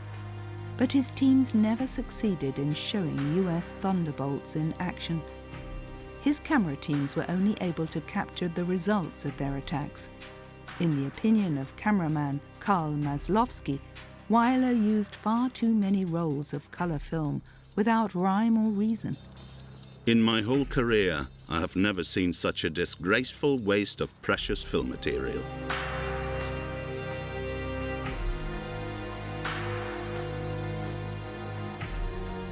But sometimes there were exceptions. Near Lyon, a squadron of Thunderbolts had destroyed a Wehrmacht bus. Wyler's team photographed the enemy dead.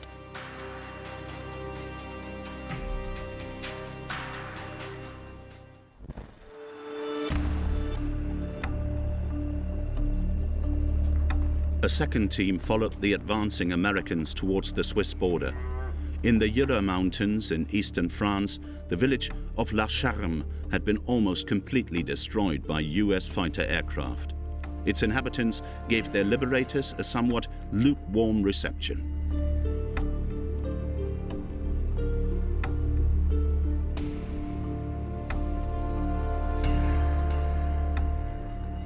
But in other places, it was a different story.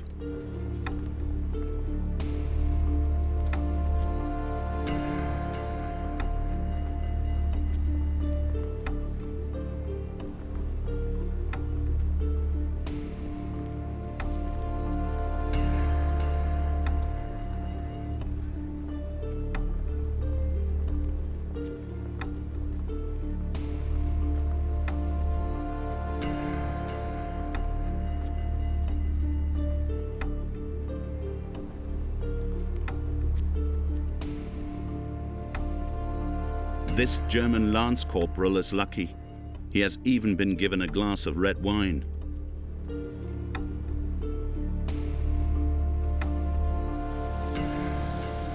By September 1944, virtually the whole of France was free again. Only in Alsace and Lorraine, the two regions annexed by the Wehrmacht in 1940, were the Americans still facing fierce resistance. William Wyler ended his filming. His sole aim now was to get to Mulhouse, the town where he was born and where his parents ran a haberdashery business before emigrating to America.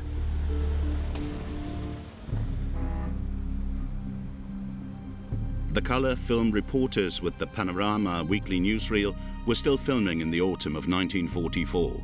Here, cameraman Karl Sonntag is out on the Baltic with some of the German Navy's net-laying ships.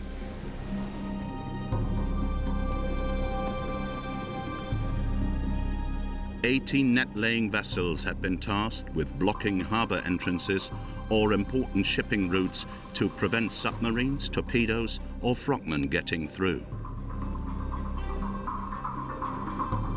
Scenes like these were intended to make cinema-goers in neutral countries think that Hitler and the Wehrmacht had taken every measure to prevent the Allies from achieving further successes.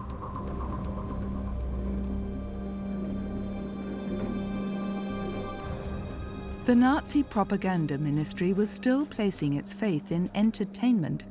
Cameraman Karl Falke was sent to Breslau in Silesia to film a performance by the Bush Circus. Master Ullman, with his 12 Arab stallions and tightrope walker Dolinda, delighted the audience, which also contained SS and regular army soldiers.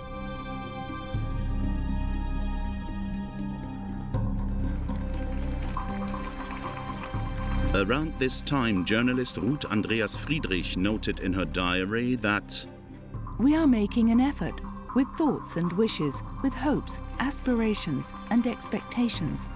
Hardly a day passes without us talking about final victory, our final victory. Will we see it this year, or will we have to wait until next year? On the Western Front, they seem to be taking a breather."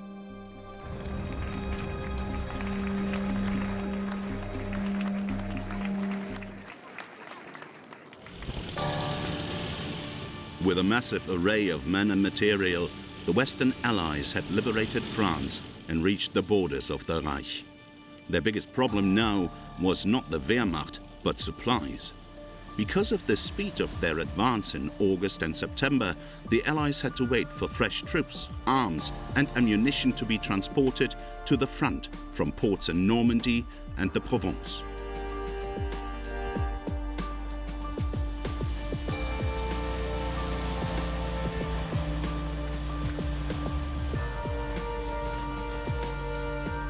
To the disappointment of the British, the final decision on further action rested with the Allies' American commander-in-chief. Montgomery, in the meantime promoted to Field Marshal, wanted to make a quick thrust into the Ruhr industrial region. But General Eisenhower continued to place his faith in the superior strength of his forces. George Stevens and his team also had to wait. Midway between Paris and Reims, they halted for a while in Château-Thierry on the River Marne.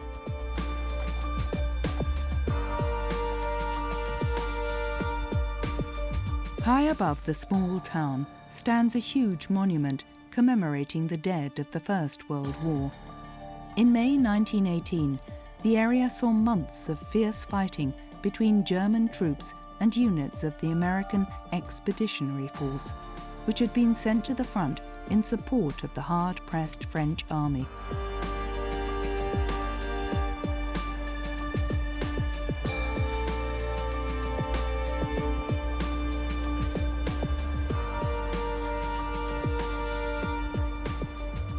Stevens and his men were well aware that the Second World War still wasn't over.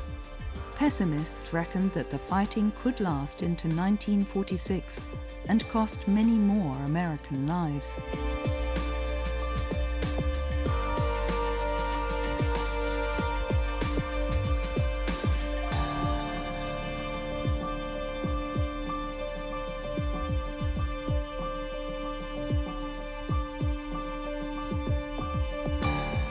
Next to the graves from July 1918, there were now new wooden crosses for GIs who had only recently lost their lives.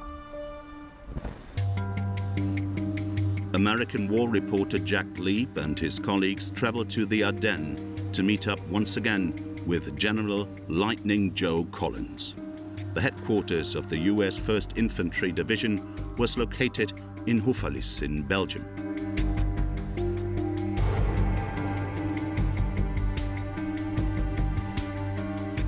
Collins and his team were preparing to advance across the border into the German Reich.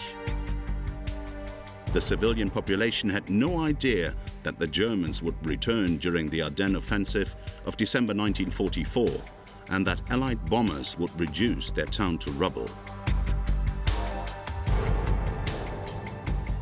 But for now, everything was going to plan, and American troops were given the order to attack the imperial city of Aachen.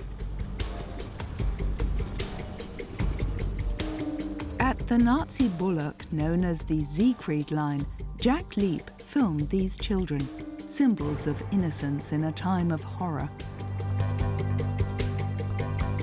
Hitler's suicide and Germany's unconditional surrender was still 8 months away, 8 months in which millions of soldiers, civilians, and concentration camp inmates would become further victims of the dictator's crimes against humanity.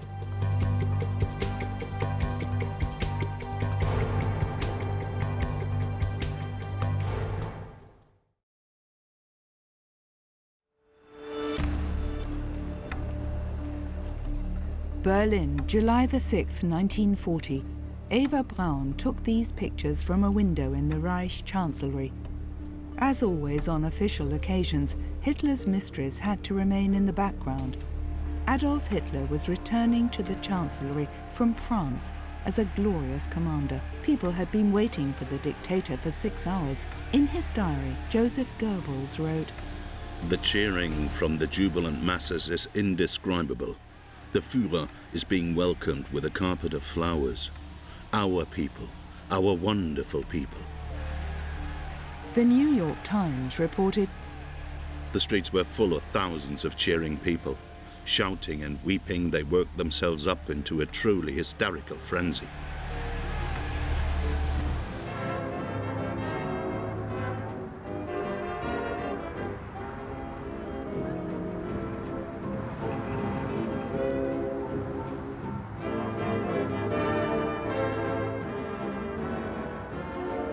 In the summer of 1940, following the successful Blitzkrieg campaigns in Poland, France and Norway, for a while peace and calm returned to the capital of the German Reich. On July the 16th, Propaganda Minister Joseph Goebbels noted in his diary, "In politics and in the conduct of the war, there is an absolute lull."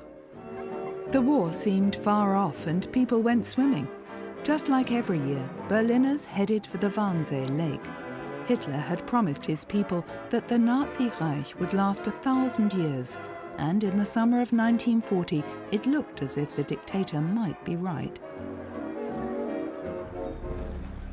In April 1941, Hitler opened up a new theatre of war. The military intervention in Greece by his Italian allies threatened to end in disaster. Consequently, the Wehrmacht marched first of all into Yugoslavia and then into Greece. Gottfried Kessel, an officer with the Großdeutschland Infantry Regiment, was a keen cine photographer, so his company had chosen him to keep a film diary of its operations.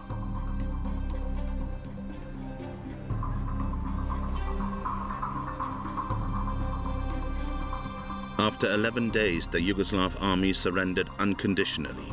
Germany took some 350,000 prisoners. These pictures show Serb soldiers being held in Belgrade Fortress.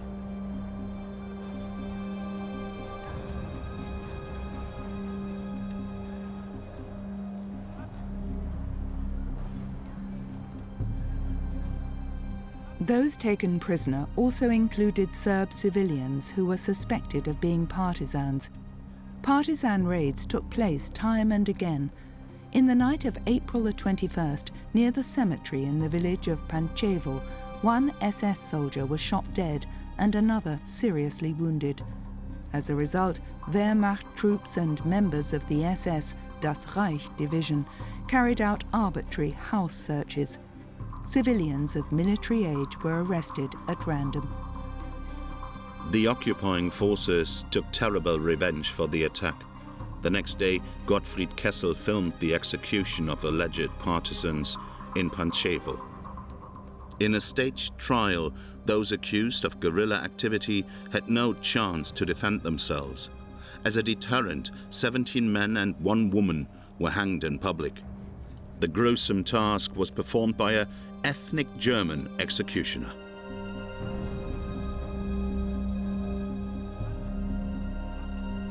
Then 12 former Serbian soldiers were lined up on the cemetery wall in Pančevo and executed by firing squad. Gottfried Kessel also filmed this brutal act for his war diary. This scene, where a German soldier gives the coup de grâce to one of the men, became one of the most abhorrent symbols of German crimes committed during the Second World War.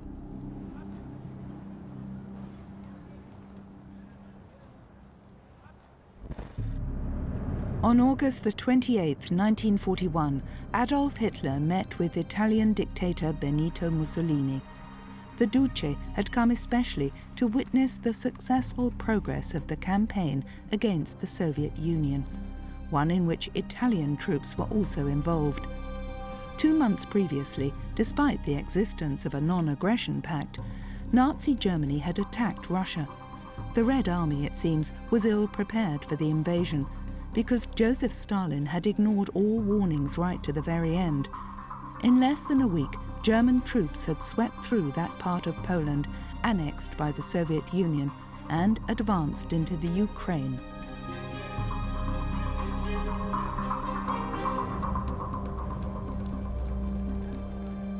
Lunchtime for high-ranking officers and their adjutants.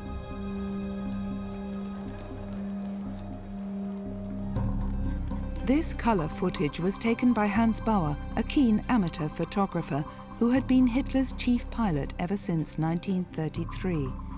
His position enabled him to take pictures even in the immediate vicinity of the dictator without any restrictions.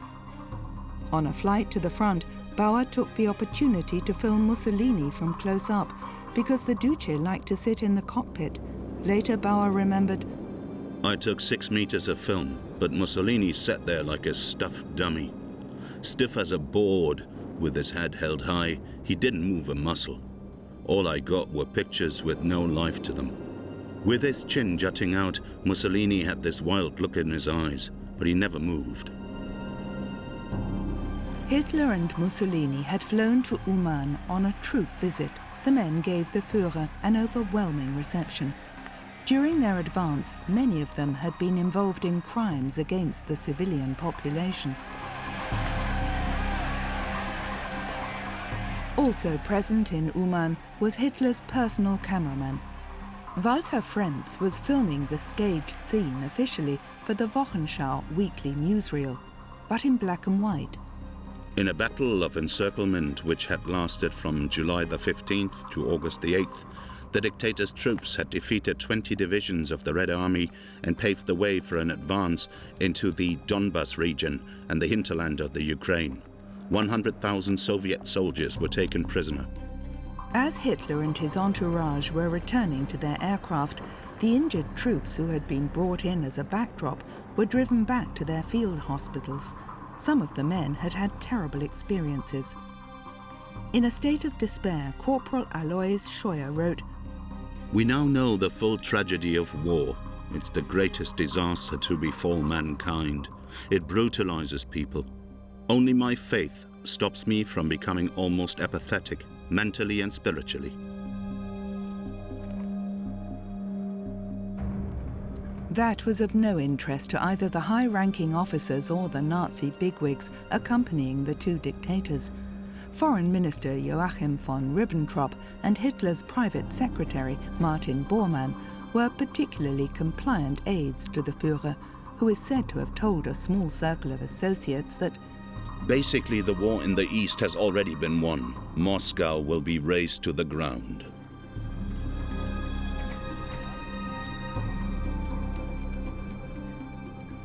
However, within a few months, the war had become a nightmare for his troops. Yet it wasn't Stalin's armies that had brought the German advance to a halt, but rain and cold.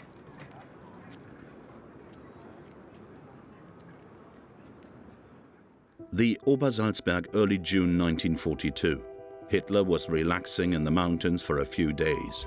The campaign against the Red Army had become bogged down outside Moscow and Leningrad in the mud and snow of winter. Now, a major offensive was to give fresh momentum to the Führer's faltering blitzkrieg. Hitler's guest at the Berghof on this occasion was Sepp Dietrich. The head of the SS Leibstandarte Adolf Hitler was one of the Führer's old comrades from the early days of the Nazi movement. After Hitler seized power, this unquestioningly loyal warhorse had had murders carried out time and again on behalf of his master. To mark Dietrich's birthday, the Führer made him a personal gift of 100,000 Reichsmarks and appointed him Colonel General of the Waffen-SS. This footage stems from Eva Braun's estate. Sepp Dietrich is joking around with Eva's sister Gretel, who was part of Hitler's court. Dietrich with the children of Hitler's favorite architect, Albert Speer.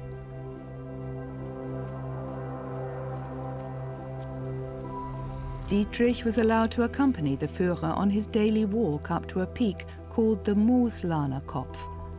Dietrich's troops had already burned villages on the campaigns in Poland and France, and committed numerous crimes against the civilian population. On Hitler's orders, they had also been involved in the systematic murder of Polish Jews. The Waffen-SS had carried out further massacres in the Ukraine and in Russia. Before the war against the Soviet Union, the commander-in-chief had told his generals of his true intentions. It will be a war of annihilation. Our military leaders must make the personal sacrifice of overcoming their misgivings. Around roughly the same time, a cameraman with the army's propaganda unit was filming the Wehrmacht's advance in the Soviet Union. Hans Bastanier and his team had 35mm color film at their disposal. The 31-year-old convinced Nazi had been chosen to produce a spectacular film using the newly developed material. The propaganda ministry wanted to see heroes, and Bastanier provided the requisite pictures.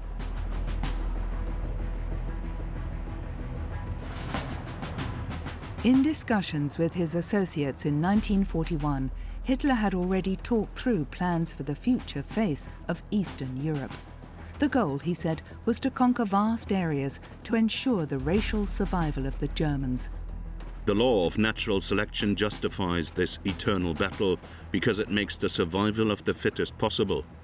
It's absurd that a higher-ranking people should struggle to exist on land that is too restricted, while amorphous masses who contribute nothing to civilization occupy endless areas of terrain which is among the richest in the world. The Crimea and the Ukraine will become a totally German colony, and the previous inhabitants will be displaced.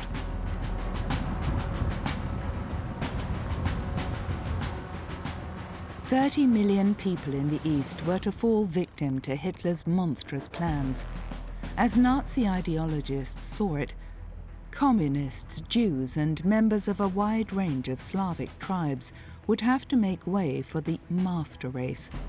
Within a few months, SS special task forces operating behind the front had murdered hundreds of thousands of Jews.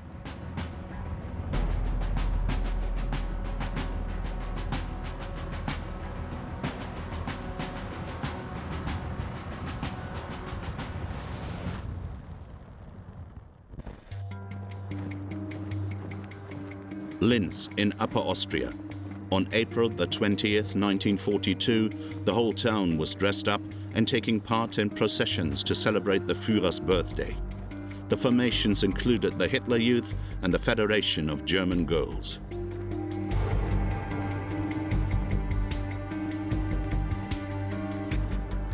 Linz proudly carried the title of the Führer's adoptive city because this is where Hitler spent most of his youth. After final victory had been achieved, he planned to spend his twilight years in Linz. Colossal buildings had long since been planned for construction.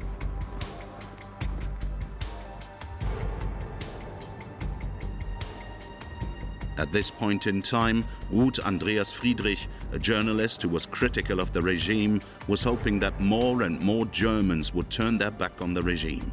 In summer 1942, she wrote in her diary, "The age of the individual is over. The strong are no longer at their most powerful when they are on their own. We must form a shock troop right across Berlin. Our people must be in position in every district. Sworn Confederates who can be trusted implicitly. Old circles of friends are no longer adequate, and not all of them are suitable. New people need to be found from every camp. Each individual must bring his or her clique into play with all their connections and possibilities. What one person lacks, the other will provide. It's now about distributing roles, yet without getting caught by the Gestapo."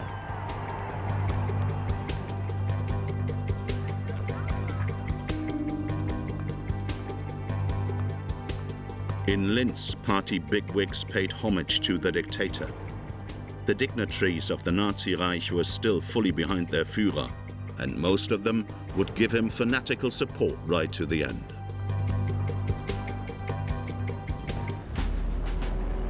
On May the 12th, 1942, the Red Army launched a major offensive on a broad front.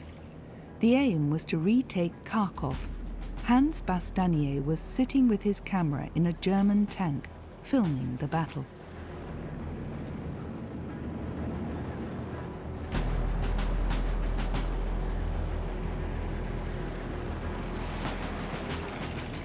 To the northeast of the city, a Wehrmacht tank unit had been given the task of repulsing units of the Soviet 28th Army. The propaganda ministry planned to use the footage in The Front in Colour, a monthly newsreel which would only be shown in cinemas in neutral foreign countries. Stalin's forces sustained heavy losses and failed to achieve their goal of breaking through the defensive ring in front of Kharkov. But the Wehrmacht's counter-offensive was successful. On May the 22nd, 1942, the Soviet armies were encircled and the Germans took around 240,000 prisoners.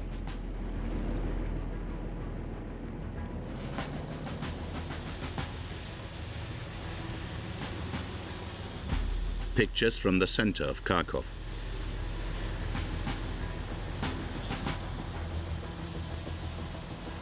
Hans Bastanier was a specialist in colour photography, and he succeeded in attaining the required quality standards. But the planned monthly newsreel never materialised. Only a few scenes on his film were used in German weekly newsreels, in black and white.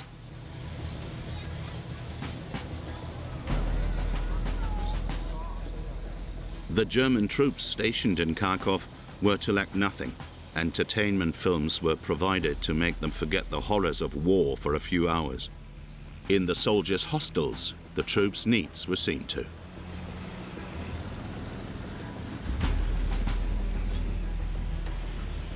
It wasn't until August 1943 that the Red Army was finally able to liberate Kharkov.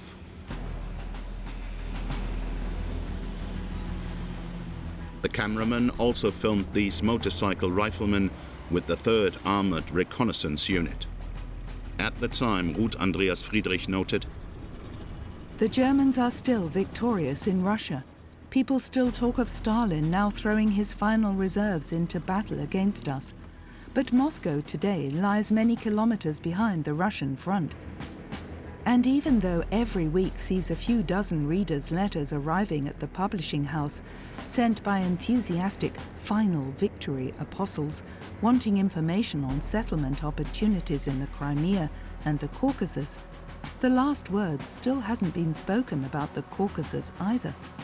The war can still be lost even beyond the Elbrus." On August the 21st, 1942, mountain troops from Bavaria had indeed scaled the highest peak in the Caucasus and planted the imperial war flag on Mount Elbrus. But the poor weather ruled out any photographs or film footage of the event. So in early September, the Armed Forces High Command sent experienced climber and cameraman Hans Ertl into the mountain range to restage the heroic deed in bright sunshine.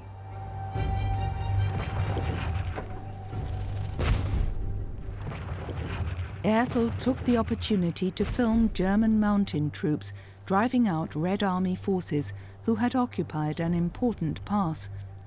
As a former cameraman with Leni Riefenstahl, he was an adept filmmaker.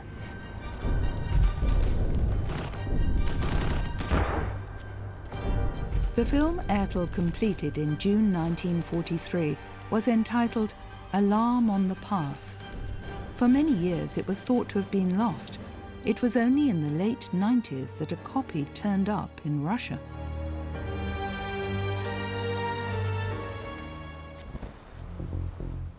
On March the 18th, 1943, a documentary appeared in cinemas in America which showed the advance of Allied troops in North Africa. The director was none other than Hollywood supremo John Ford. After his award-winning films on the Japanese attack on Pearl Harbor and the battle for Midway Island in the Pacific, the Oscar-winning director also wanted to present the war against the Nazis in color.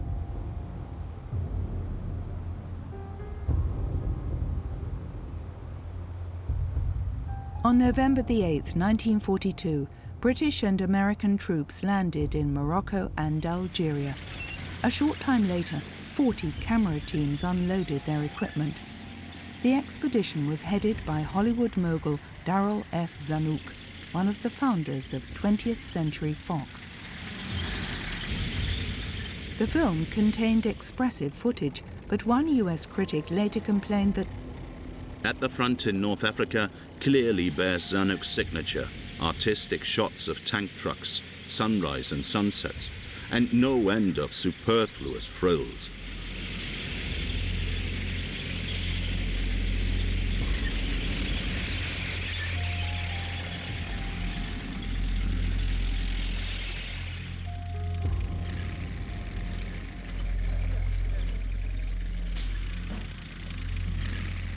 Behind the front, a camera team witnessed an attack by German aircraft and took dramatic pictures. Director John Ford was in his element. He had already recorded similarly spectacular footage in his film The Battle of Midway. But for his employers at the War Department, this wasn't enough. The problem was that the scenes were totally authentic and thus inadequate for the military authorities. The British enjoyed great success with their Desert Victory production, but many of the dramatic scenes in it had been quickly restaged.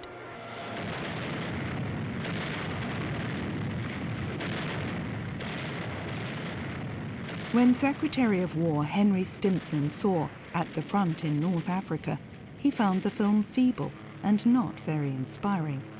In his diary he wrote, "We have only just realized the importance of such efforts. Our cameramen obviously have no desire to get killed. The British have lost 4 cameramen and many more have been wounded. We must be willing to take a more energetic approach and thus do a better job."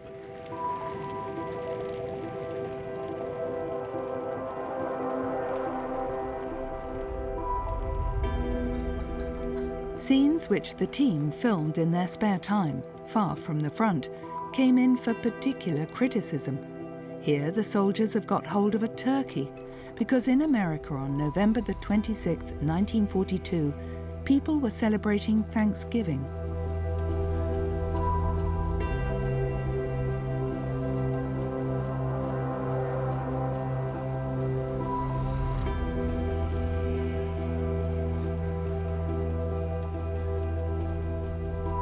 Then the director himself appears in the picture, John Ford sitting astride a donkey.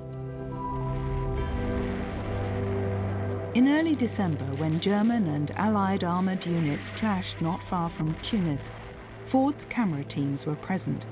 Hitler had ordered the new Tiger tanks to be sent not to the Eastern Front, but to North Africa, where they inflicted a bitter defeat on the advancing British and Americans. A cameraman had entrenched himself on a nearby hill and took authentic pictures, but they also met with disappointment back in the United States. Shortly before the premiere, Darryl Zanuck admitted, "I'm afraid that our war scenes don't look as dangerous and realistic as the battle scenes we film at our studios. You simply can't have everything."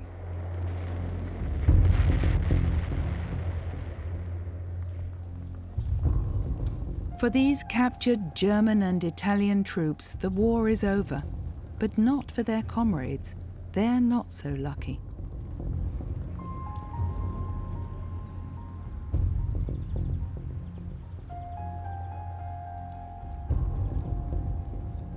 In the end, even the Tiger tanks could not prevent an Allied victory in the desert. Hitler refused to allow his remaining troops in North Africa to withdraw. But in May 1943, they finally surrendered. Casablanca, mid-January 1943. In the elegant suburb of Anfa, a hotel and several comfortably appointed villas have been cleared to accommodate delegations from Washington and London. On January 14th, British Prime Minister Winston Churchill travelled to Morocco with his top brass to attend a secret conference with the President of the United States. The British wanted to land on Sardinia or Sicily as soon as possible in order to attack the Third Reich from the south. US President Franklin D. Roosevelt arrived in Casablanca exhausted from the 5-day Atlantic crossing. Since the age of 39, when he contracted poliomyelitis, the 60-year-old had been confined to a wheelchair. Since he avoided any pictures that showed his handicap, the president sat in a jeep as the American Guard of Honor marched past. A cameraman with the Signal Corps took these pictures of Roosevelt's trip to the Casablanca Conference with 35mm color film for the president's own personal archive. They were not published until many years later. German propaganda had got wind of the meeting between the two statesmen, but Joseph Goebbels assumed that Churchill had traveled to Washington. In his diary, he wrote, "In our currently difficult situation, Churchill and Roosevelt will, of course, try to step forward with a demonstrative political statement designed to undermine our nation's morale. But I will do everything in my power to shield our people from such machinations." Naturally, the US president and his generals knew that the Wehrmacht was facing a devastating defeat on the Eastern Front, because at Stalingrad, the Sixth Army had been encircled. The Americans were still clinging to the hope that an invasion could be launched across the English Channel in 1943, but they didn't have the requisite troop strengths or the necessary equipment. For days, the Nazi leadership remained in the dark. Joseph Goebbels wrote in his diary, "The meeting between Churchill and Roosevelt, which is now indisputable, is creating a stir. At the moment, we don't know where the two super gangsters met. But the press in both Britain and America has announced that sensational news of far-reaching importance will be forthcoming." The Allies negotiated for 10 days. Roosevelt and Churchill then astonished the world public by stating that Nazi Germany and Japan had to surrender unconditionally. Italy was not mentioned in the press statement, so as not to undermine the possibility of a coup against Mussolini. The Casablanca Conference marked the zenith of Britain's influence on Allied strategy. From now on, the Americans would push their plans through more and more, in close alliance with Moscow. Joseph Stalin was not particularly impressed by the news from Anfa. The Soviet leader had been invited, but, with reference to the battle for Stalingrad, he had decided not to attend the conference. In January 1943, cameraman Walter Frenz filmed a meeting of two of the Axis powers. The Führer had received Romanian dictator Ion Antonescu at the Wolf's Lair, his headquarters in East Prussia. Hitler was making the Romanians responsible for the precarious situation of the Sixth Army in Stalingrad. Antonescu countered by criticizing the Wehrmacht and its commanders. On Hitler's orders, the German people had not been told that the Sixth Army had been encircled for several weeks and stood no chance of receiving help from outside. The Führer categorically rejected any idea of capitulation. Nevertheless, on January 31st, Field Marshal Friedrich Paulus surrendered to the Red Army. The end of Nazi domination of virtually the whole of Europe was now only a question of time. In the Balkans, partisan units in particular were making life difficult for the Germans. In August 1943, the Yugoslav resistance leader Josip Broz, who was known as Tito, received an Anglo-American military delegation at his mountain hideout. The scene was documented by a cameraman with the US Secret Service, OSS.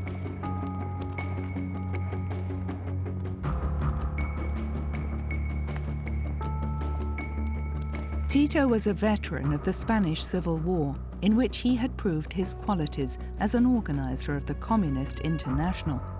He firmly believed that communists worldwide had to help their comrades in the Soviet Union. Tito's partisans accepted defeats and brutal reprisals by the Germans and were also fighting against Croatian pro-Nazi collaborators. The British and the Americans had learned from decoded German radio messages that Tito's partisans would mount attacks no matter what the risk. So from then on, the Allies supported them with food and arms, and in doing so, turned a motley group of fighters into a powerful army.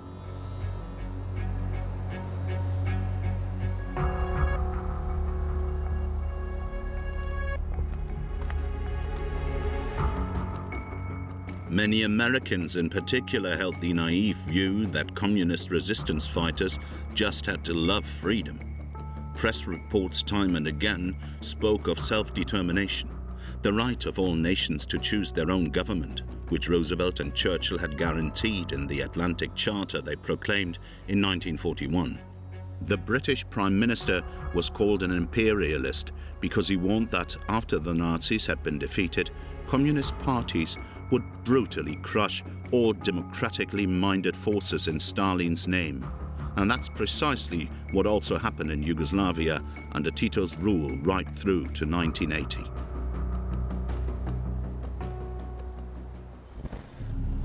At the conference in Casablanca, Churchill and Roosevelt also agreed to step up their air raids on German cities. Henceforth, the British flew at night and the Americans by day. Under the command of Air Marshal Arthur Harris, even residential areas were exposed to morale bombing, as the British called it. But the US Air Force restricted its attacks to targets of military importance, such as submarine pens, armament factories, and German infrastructure. Hollywood director William Wyler was commissioned to document these dangerous operations. He was determined to fly on some of the missions himself and take pictures. On February the 26th, 1943, Wyler and his team filmed the crews of the 91st Bomb Group being informed at daybreak that their next target would be the naval base at Wilhelmshaven. The Americans were stationed at Bassingbourn Airfield near Cambridge. They had to cross the channel 25 times before they were allowed to go back home. Accordingly, Wyler's film was to be entitled 25 Missions.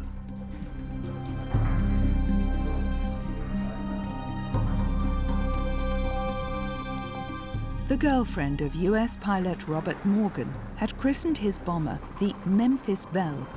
Later, the B-17 Flying Fortress lent its name to one of the most successful films on the Second World War.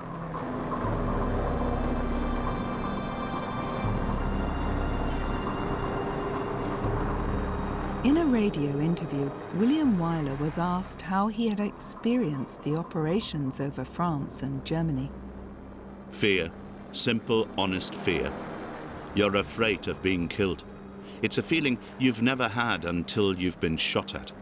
But there's an even more powerful feeling that really helps. When you look around and see the sky full of flying fortresses, and then look down at the enemy coastline, you'd rather be where you are than down below.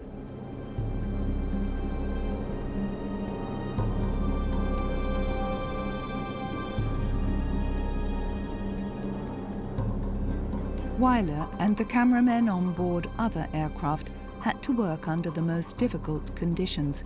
Above all, they had a real problem with the bitter cold at an altitude of more than 10,000 meters. If you wanted to change the film, you had to take off your glove. But if you took it off for more than 1 or 2 minutes, you would lose some fingers from frostbite. Being on oxygen, your efficiency was at a minimum. Taking 3 steps was like walking a mile. So far, there was no sign of enemy fighters, but then came the flak. William Wyler. The flak was terrific. We'd fly through entire belts of it. The blue sky looked like a punctured sieve. One of the cameramen was killed when his plane was brought down. In a letter, Wyler wrote, I saw so many who never came back, but it makes a difference when it's one of my own people, someone I recruited myself and sent off on a mission.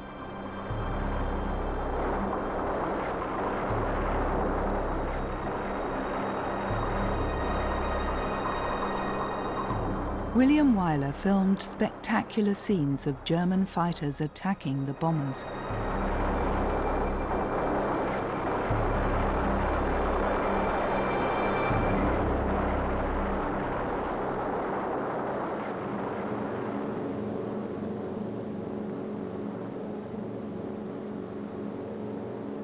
Finally, the big moment. The bomb aimer focuses on his target. Wilhelmshaven is now defenseless.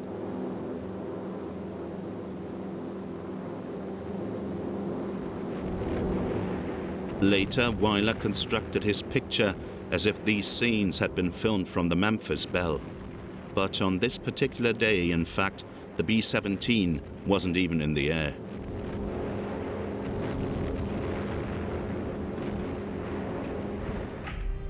In the night of the 27th and 28th of July 1943, the British Royal Air Force attacked Hamburg.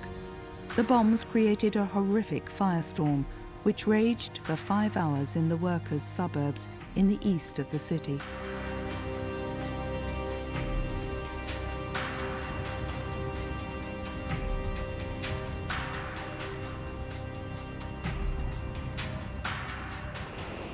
The next day, fireman Hans Brunswick took these pictures of the firefighting operations.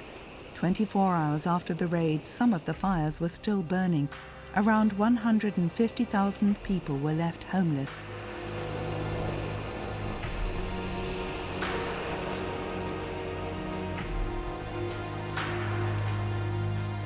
Hamburg author Hans-Erich Nossack wrote, "Nothing around us bore any resemblance to what we had lost. It was something totally different, something alien, something that could not actually be possible. But why document all this? Would it not be better for it to be forgotten for all time?"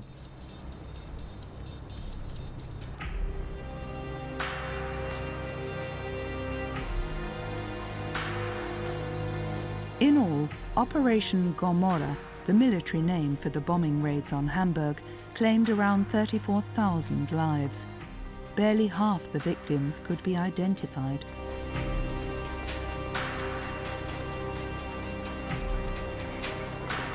People now fled from the devastated city in droves, homeless, desperate and terrified. An assembly centre was set up in Hamburg's Moorweide Park. The actual aim of the bombing campaign was to break German morale, but that was something the Allies never achieved.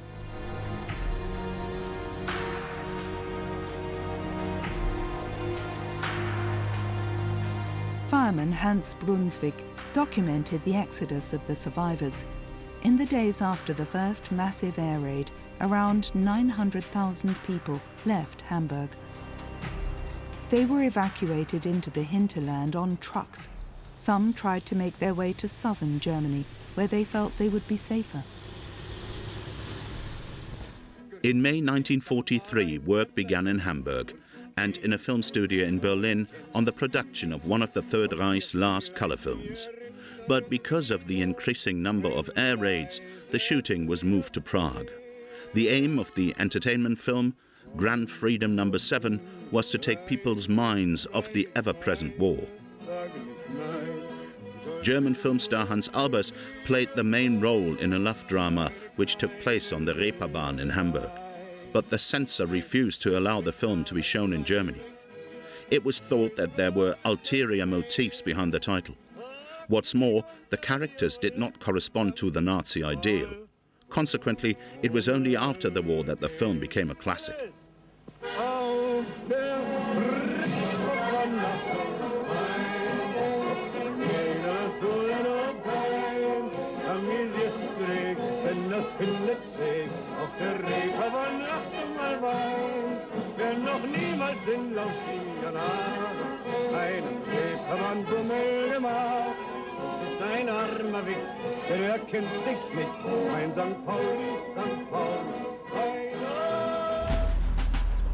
The Nazi leadership was now placing its remaining hopes of final victory in what it called its wonder weapons. In late June 1943, the first V-2 rockets were tested in absolute secrecy at the experimental centre in Peenemünde on the Baltic coast. The plan was to use the new type of missile to attack Allied cities in retaliation for the Allied bombing of German cities. For documentary purposes, all the tests were filmed, sometimes in colour. At the end of the war, the material was seized by the American Secret Service and taken back to the United States.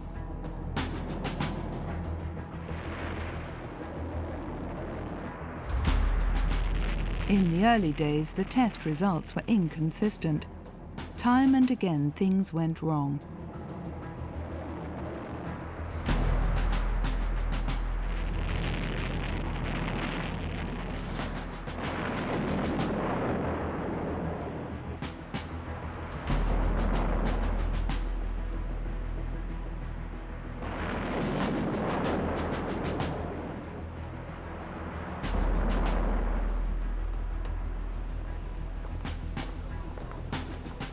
Engineer Werner von Braun had developed the new rockets and brought them up to production level.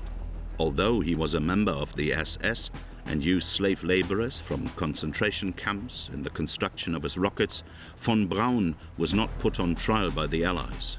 Later, he was even allowed to head NASA's lunar program. The head of the SS, Heinrich Himmler, traveled to Peenemünde to form his own impression of the V-2. Because of Allied bombing raids, production was moved to a mine in the Harz Mountains. On September the 7th, 1944, the first V-2 hit London.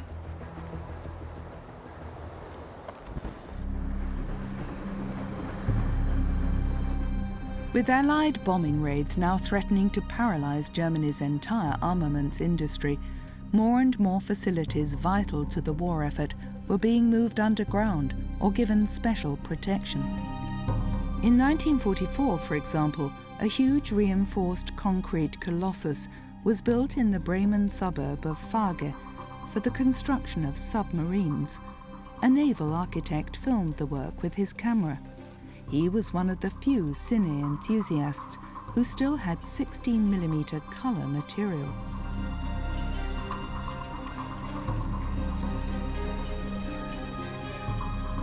Unintentionally, he also recorded the brutality of the Nazi dictatorship. The project was built with slave labor from concentration camps.